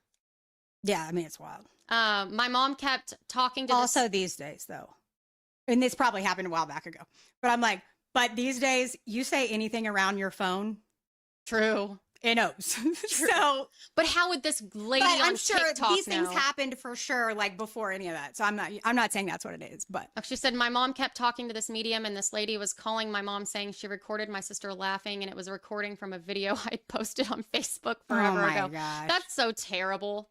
That is so terrible for people to do God that. doesn't like that. That's not That's cool. Yeah. ugly. Mm-hmm. Is there an Ethiopian why would somebody Bible do that? that you recommend buying? You know what? I don't have a hard copy, honestly. So Yeah, I don't know. everything I read is like from stuff online. I do want to get one, and when I figure out which one I'm getting, I will let y'all know. But I'm Yeah. gonna do a lot of research research first. before you do. Yeah, yeah. Okay, so And if you have any suggestions, somebody that has some and has done some research, I'd love to hear. yeah, same. Me too. Okay, so moving on. The Ethiopian Bible, they reserved a lot of the Dead Sea Scrolls. They didn't change the writings. I just wanted to get the New Age stuff out of the way because that's a big thing. The Bible does talk about the kingdom being inside of you, but that's not where it stops. It also still talks about judgment, tribulation at the end. It talks about all of that. So it's Yeah. like, it's the truth. Well, we all have judgment in the end, either way. Right, when right, you die, true, right? Like, true. But this Yeah. one specifically does talk about like a 7-year tribulation. Yeah, You know, yeah, like an apocalyptic event at the very end before the return. which I also think makes sense because, like, just even if you only believe in science, like, the Earth is only gonna Yeah, like at last so long, some especially, point. especially with humans doing what we do. Like, you know what I mean? Like, I'm That's like, the way that's gonna happen anyway. God and science actually go hand in hand Yeah. a lot more than people like to. Yeah. They're like, I believe in science. I'm Me like, well, too. God created science. Yeah, So, and you're right. actually, he used Exactly. science. Yeah. Like, I feel like he used science to part the Red Sea. He I mean, created it. he could do anything he wants, but I'm like, he's like Yeah. the master scientist, you know? Right. Yeah. So to get back to where we were, I wanted to give you guys some examples of what has been changed. From the Ethiopian. I do want to talk Bible. about, I don't know how to say this. Hurls. How would you say that? Where's that? Right here, because I want to talk about this before we move on to like. I'm not seeing. Oh, it's. I think it's pronounced Herzl. Herzl? I have no Theodore idea. Herzl. So you did know. Oh, girl. I mean, I know now because I looked it up, but I've never heard his name being spoken before. Yeah, me neither. But I think it's German. I want to say maybe. I took German. Oh, you did? So that's the only reason I have think no it's idea. pronounced Herzl, but I could totally. It's Her. I mean, that would probably make L? sense. I don't know. There's a T in there. No, there's no T. H-E-R-Z-O. Yeah, okay. I have no idea. Might be Herzl. Herzl. I know, something like that. So I just want to give you guys some examples. So he was a Zionist and had this journal. Oh, I said it. I knew I was gonna do that. You did it. And really had a lot of say in a lot of things. And I'm just going to give you some examples of some things that he wrote. It is essential that suffering of Jays become worse. This will assist in realization of our plans. I shall induce anti-Semites to liquidate J wealth. The anti-Semites, at this point, will assist us thereby in that they will strengthen persecution and oppression of the Jays. The anti-Semites will be our best friends. Yep. This, Y'all don't think this was all a I plan? had this written down like I'm just 4 saying. weeks ago. I didn't even know you had looked it up. Yeah, it was his journal, and he was the one that organized the World Z Congress in 1897, which was like basically the legislative branch, if you will, or organization of the Z movement. Yeah, like had a lot of say in all and of that was in that. Switzerland. But anyways, those are just The goal was to promote the J homeland in yes, Palace, the whole Yeah. ZION movement. Yeah. And this may be unpopular. I do think that they served a purpose, right? Z. Yes, in the Old Testament, but things changed in the New, and I do think they play a part in the end, which I'll explain later. But guys, if you believe in Jesus Christ, then you know that the chosen people in the New Covenant, it's the body of Christ. And I have a lot of examples here I can show you. Yeah. It's no longer based on physical lineage anymore. It's based on Jesus Christ alone. Like, why would God? That doesn't even make why would God do that? So Like, we choose to follow Him, and He's still like the whole point of that, and was in the Old Covenant, was because Abraham, like there was a promise to fulfill Jesus Christ through Abraham's lineage. So that was the whole purpose of that in the beginning, you know? So here's one verse here. Galatians 3:28 through 29. There is neither Jew nor Greek, and this is a popular one. There is neither bond nor free. There is neither male nor female, for ye are all one in Christ Jesus. And if ye be Christ, then ye are Abraham's seed, and heirs according to the promise, I think. Right? Yeah. Yeah. Heirs according to the promise. The promise to Abraham is not limited to one ethnic group anymore. It belongs to those who are in Christ. So Romans 2:28. Sorry, guys. These are from King James Version, by the way. You want me to read them? Yeah. I know you've got bad vision. Do you want to read them on? Do you have it too? Yeah. Oh, okay, cool. Okay. Yeah, my eyes are really bothering me. Romans 2:28 through 9. For he is not I'm just going to go ahead and say J, which is one outwardly. Neither is that circumcision. which is outward in the flesh, but he is a J, which is one inwardly, and circumcision is that of the heart, in the spirit, and not in the letter. Which makes total sense to me, because I'm like, Dude, my cutting off a foreskin eye hurt is not what so makes. bad. Is it red? Yeah, did you get something in it? No, I think they're just getting really Mm. because we've been doing this for so long. We Sorry. talk too much. Anyway, I didn't even really get to listen to that. Say it again. I'm sorry. I mean, so it talks about like the circumcision, that it's the circumcision of the heart. If you are, like a Jew, for lack of a better word, there inwardly, and circumcision is that of the heart and the spirit, not in the letter. It's like, I mean, that is just that's like, pure. of course, right? I mean, what would be the point of Jesus if not like, yeah, like why would he have sent? Yeah, or maybe I'm wrong in that thinking, but I'm like, No, yeah, I think you're. the little I know that makes total sense. Okay, I'm going to hold this up here and I'll read the next one. Okay. 1 Peter 2:9. But ye are chosen generation, a royal priesthood, a holy nation, and a peculiar golly people. Peter applies titles originally used for Israel directly to believers in Christ. So, literally, Israel is the body of Christ. I feel like these three right here say it like so clearly, right? Yeah. I have another one. Do you have any? No, I'm just reading off yours. Okay. Yeah. Oh, the ones I. Yeah. Oh, okay. You thought I just happened to have it? I did. No, I mean, was a like, lot of times we do, I was but like, no. that's really good. Yeah. Okay. For Ephesians 2:14-16, for he is our peace, who hath made both one, and hath broken down the middle wall of partition between us, for to make in himself of twain one new man, that he might reconcile both unto God in one body. So literally, Jew and Gentiles are brought together in the new covenant. Like they're not kept separate anymore. We're all the same as long as we're in the body of Christ. Yeah. It doesn't give two different destinies. You know what I'm saying? Like we're all the same. Yeah.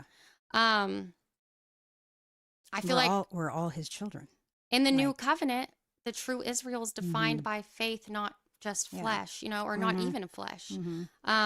It's wild to me that it's weird that Christians would like think like we're not like, I don't know. It's weird. I mean, I guess the Scofield Bible made them think that. I don't know. I mean, it's just like they were chosen for a purpose. Did you not read that and think, what? They were, like, did they just read that and not question it at all? Like, it's wild to me that it hadn't been such a huge deal before, like, somewhat recently. I feel since, like 1990. it kind of has, but you couldn't really talk about it much. Well, they didn't even start researching the guy in the Bible till 1984. Like, why did it take them that long to read that millions and millions of copies and go, huh? Right. Like, I mean, to be honest, that's 1,000,000% the truth. Like, we still can't really talk about it, though. I mean, I think a lot of people, true. I feel like a lot of people did want to talk about it or did think about it, but it was a very unpopular opinion. And some people did. I can't think of anyone like off the top of my head, but I know there were a couple of people who Especially did. when I guess that's the thing, when the interpretation was written on the same page as the actual scripture, it was like, that's God's word and you don't question God's word. So like, right. I mean, that just shows like, yeah, I mean, yeah. Right. No, 1,000,000%. Like, I'm going to do one more of those and then we can move on to changes that have been made. Okay. Philippians 3:3. I got to pull this back up here. Sorry. Philippians 3:3. For we are the circumcision which worship God in the spirit and rejoice in Christ Jesus and have no confidence in the flesh. So, to me, the true people of God, again, worship in the spirit. Trust in Christ, right? And don't rely on the flesh. And under the old covenant, it was different because identity was tied to physical descent. It was because Jesus was going to be fulfilled through Abraham's lineage. Promises were tied to a nation back then. Right. And then under the new covenant, identity is tied to Christ, which we all know. Promises are fulfilled in him. And the people of God are the body of Christ. Yeah. That's I mean, to me, it's very clear, right? Yeah. Yeah. I hope they don't hear that. I think they do. No, I don't Okay, think cool. so. Sorry, her dog keeps barking. I'm like so. Anyway, yeah, that's the word, Jackie. 1948, when Israel became a nation again, that's when it started. Oh, it started Like long 47, 48. before then, but they did finally get their land Oh yeah, I mean they that were time. pushing for it way before then, but yeah, that's when it actually. happened. A lot of people until the last few years didn't even realize. Like this just shows you like geology and history, like education in the United States, but so many people didn't even realize that Israel wasn't a country until then. Like like an actual, like, gosh, our education dude, or our they will, thought it. They just our always like want to existed. learn. I guess is maybe just more lacking, but. We're told. We've always just kind of taken what we were told. Do you want to read some of these? My eyes are just killing me, Holly. Yeah. Can you read some of these changes? Are you on this next page here? Yeah. Which ones? Okay, so first, Oh, like here. yeah, and then you can read what I put in there about like Okay. what the changes were. How do you say that? That 4Q Deuteronomy? What does that Q stand for? I'm gonna be honest. I guess like that's a book, like I think it's chapter, I guess you will, in yeah. the Dead Sea Scrolls. But Yeah, I don't so know how you actually say that, so I apologize. But well, actually, look, it starts. Sorry, on the last page, Mhm. it gave the first verse. I'm sorry, because it finishes on that next page. Did yours print like that too? Mm. Oh, Is Deuteronomy? yeah. Okay, yeah, Okay, cool. I made my margins. Oh, That's why. okay. Yeah, I mean mine big because I'm blind. Okay, so this is coming from the King James Version. So Deuteronomy 32:8. When the Most High divided to the nations their inheritance, when he separated the sons of Adam, he set the bounds of the people according to the number of the children of Israel.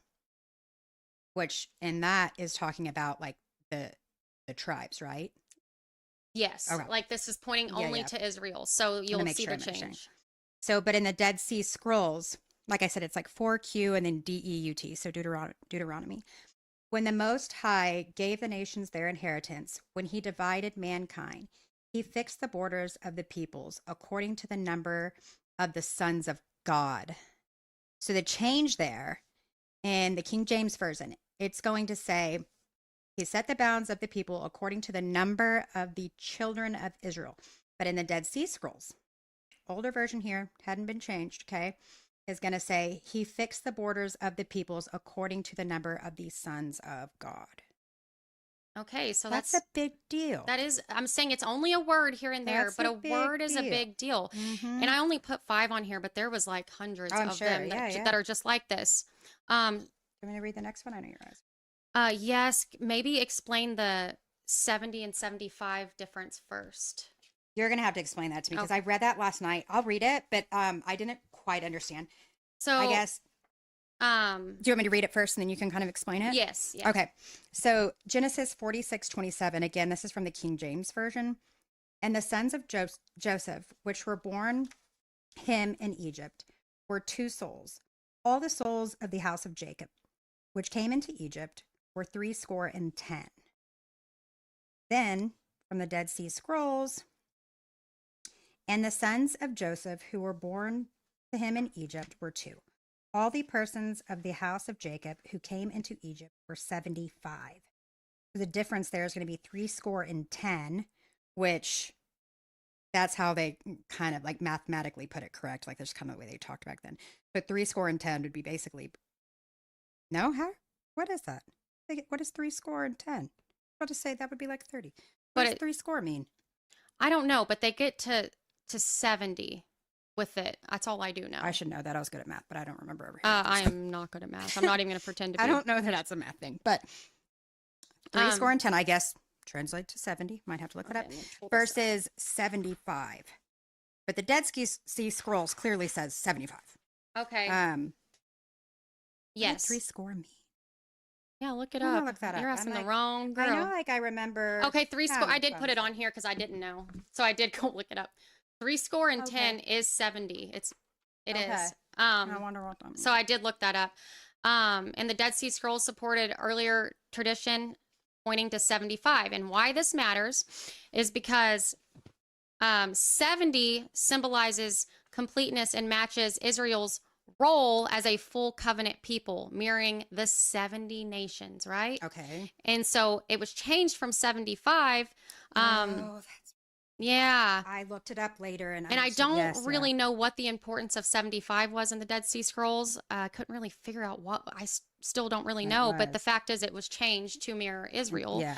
Um, I mean, one would assume since the other Yeah. changes were of that, it's like I don't know what 75. I don't know what the point in that Mhm. was. So that was I'm changed. sure we can probably look it up, find out maybe, but yeah, clearly changed. Yeah. So 75 is actually shown as like a harmonized number in the Dead Sea Scrolls. Oh, That's what I did find okay, on it. That just okay. was like a harmonized number used repetitively. Okay. Okay. So you want to read another one? Sorry, I really don't. Okay. So Exodus 1:5, again from the King James Version, and all the souls that came out of the loins of Jacob were 70 souls, for Joseph was in Egypt already. Again, they say 70 there. That's King James Version. Dead Sea Scrolls is going to say all the persons who came from the loins of Jacob were 75 persons, and Joseph was in Egypt. So again, Say 75. yep. Interesting. Right. Want me to read that last one? Well, we can skip back because Okay. there was actually a really big change in, I think, another page I had. Oh, this one's a big one. I can read this one. Okay. Deuteronomy 32:43. This is the King James Version. This is a much shorter version. Rejoice, O you nations, with his people, for he will avenge the blood of his servants and will render vengeance on his adversaries and will be merciful unto his land and to his people. This is the Dead Sea Scrolls. Rejoice, O heavens, with him, and let all the sons of God worship him. Rejoice, O nations, with his people, and let all the angels of God strengthen themselves in him, for he will avenge the blood of his sons and will take vengeance on his adversaries and repay those who hate him and will atone for his land and his people. So the key difference is here added, rejoice, O heavens, with him. Added, sons of Which God. actually, so this is saying added, but Dead Sea Scrolls Yeah. came before. Yeah, okay, So yeah, really yeah. it Not should added. say- Not added. Yeah, they actually took out, So I they- guess would be the way, because Dead Sea Scrolls really came yeah. first. Okay. So they added, or Took out. yes, took out nations, or King James Version added nations instead of "O heavens" with him. And then they added or took out sons of God, angels of God, and they took out the expanded cosmic language. It wasn't just for the nations, it was for the heavens and for the angels and for the sons of God. It wasn't targeted towards just nations. Earth and the yeah, people within. yeah. Like it was so much bigger and we've kept it so small. I just wanted to show like Yeah. how much bigger God is. Yes. How much And that how goes much back to what we were saying earlier. Yeah. Yeah. Mm-hmm. Okay. You can read the next one. Did I too. not do that? Did you do? I you, did Genesis. There's one more, I think, and you did Genesis. Yep, you did that. There's one more in here, and then you can read that one. The Deuteronomy 10. It's just another 70. So same thing, King James Version. Thy fathers went down into Egypt with 70 persons, and now the Lord thy God hath made thee as the stars of heaven for multitude. Text from Dead Sea Scrolls. This verse stays 70. And Masoretic, I think is how you say that, tradition. But when compared to the Dead Sea Scrolls supported reading in Genesis and Exodus 75, it shows a harmonized number carried. So it's the same thing. It was just changed It's like it's not a small change. They changed that To that fit same to number fit to that other number in multiple to fit an agenda ways. and a Like personal. this is I told this you, is the yeah. Bible. You And this don't do that and it's not enough to change the core unless truth of the you have Bible. it, Yes, and it's not God's agenda. so I still say read your Bible, keep your King James Bible, but like have an open mind when you Mhm. read it because there are words or numbers here and there that have Mhm. changed that make a big, big, big difference.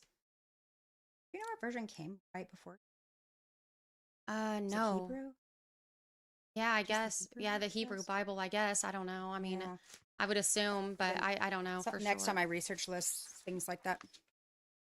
All right. Well, do you guys have any questions or anything? Oh, they said 70. They were giving us the answer the whole time. Oh, Um, 20 is one score. Okay. So one score is 20. So then two score would be 40? Yes, because there's three score and 10. So that makes sense. Then 60 and 10. Thank you. It says 2 stayed in Israel, the other 10 went into Europe.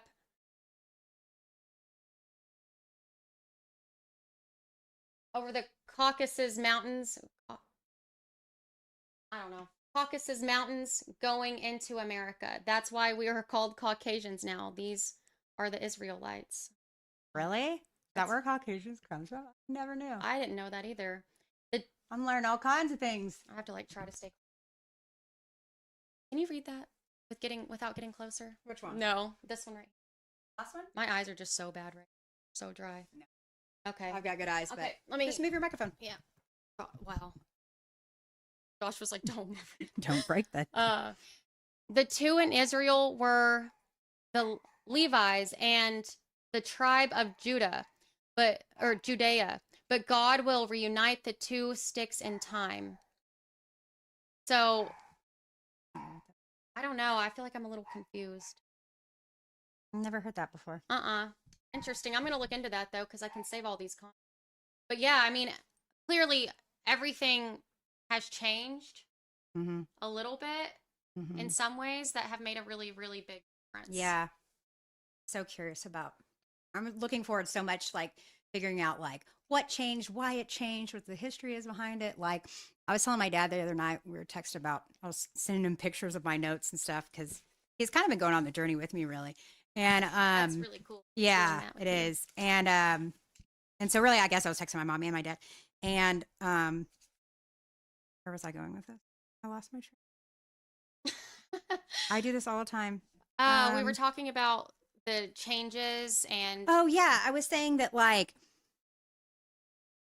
what's exciting for me, like for those of you that don't know, I used to design bridal gowns, and so I've sewn for basically my whole life.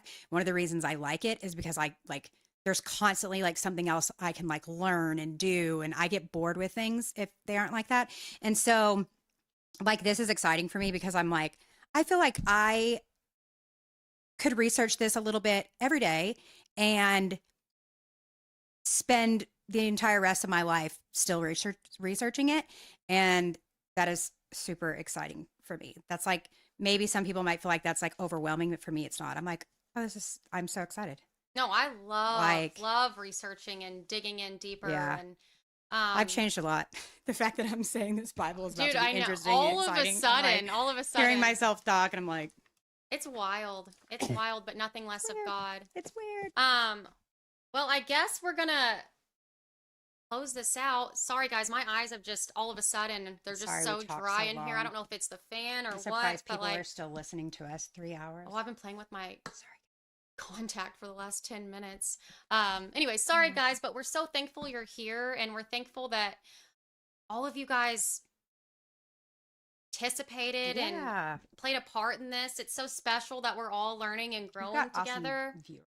Yeah, it's just such a blessing, and we're just so Mhm. thankful that we get to do this with you guys. So thank you all so very much. And thank y'all for like, I know like probably most people on here like know way more about the Bible than I do for sure. And like I appreciate I don't know if the right word would be grace, but like the you being real cool about it. You know, like Well, the thing is, it's like we all have like different journeys, and like Yeah. we all Yeah. like, you have to give people space to like Yeah. figure it out. I kind you of know? wondered like if people would, you know, I don't know. I mean, be kind of like I rude feel because I don't know much, but like I'm glad to see that it looks like people appreciate there's a lot of the fact people. that I don't, you know, like There's a lot yeah. of people on here too who are just now starting their journey too. You know, so Mhm. it's really good Yeah. to like see for them to see somebody else who's growing and Yeah. climbing Mhm. and just expanding. You know, Yeah. like Yeah. it's awesome. I You think don't it's have to know awesome it that all. you're on here. You know what I mean? We'll Yeah. never know it all anyway. Yeah. Like Yeah. I don't. Well, look at me with some of these words I should obviously know, and I'm like, I don't know. I read my Bible all the time, but have you ever seen that meme where it's like, or that video? Oh, you probably haven't because you haven't been in like the Christian humor. It's like they're reading it and they're saying everything wrong out loud. Like But all the words that are like hard to pronounce. but it's like in my head. It's yeah. you know. Anyway, we're all learning. And There are some growing difficult always. words in the Bible. Well, That's one thing is like growing up in the church, like whether I like knew what I was reading really or not, I learned all the books and I learned how to pronounce them all. And I'm thankful for that. Angie says, Holly, I'm so glad you're being honest, and that's how we grow. We thank all have a lot to learn, girl. Yeah. So she's I a appreciate creator that. on there too. That's cool. Thank you. All right, guys. Well, I guess we're gonna.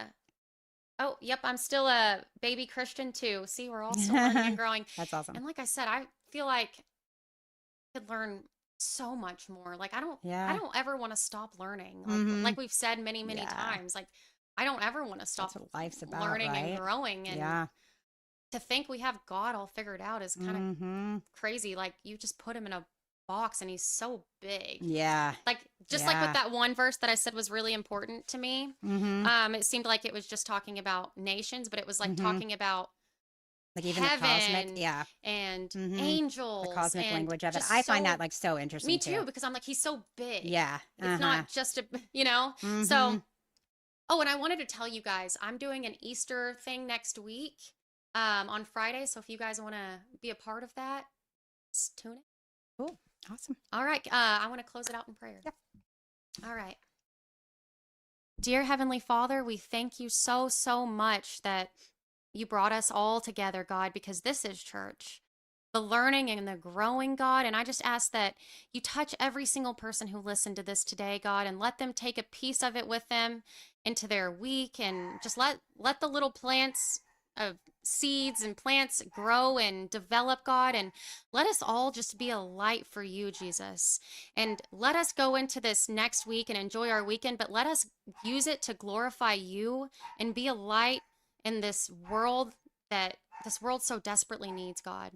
We thank you for everything you do, God, and I just ask that you protect every one of us and protect our families, God, and just continue to touch our hearts and our minds so that we continuously seek you and just go deeper with you, God, because that's the only way to get through any of this. We love you so much, and we are so thankful for everything you do, but most of all, we're thankful for who you are. In Jesus' name, amen. All right, y'all. Well, we thank y'all so much for being a part of it. It was so much fun. We can't wait to see you again soon. It amazes me that people. We're off now. It'd actually be kind of great if nobody's on the end. It amazes me that people like to listen. It does though. Dude, my eyes were starting to hurt. So.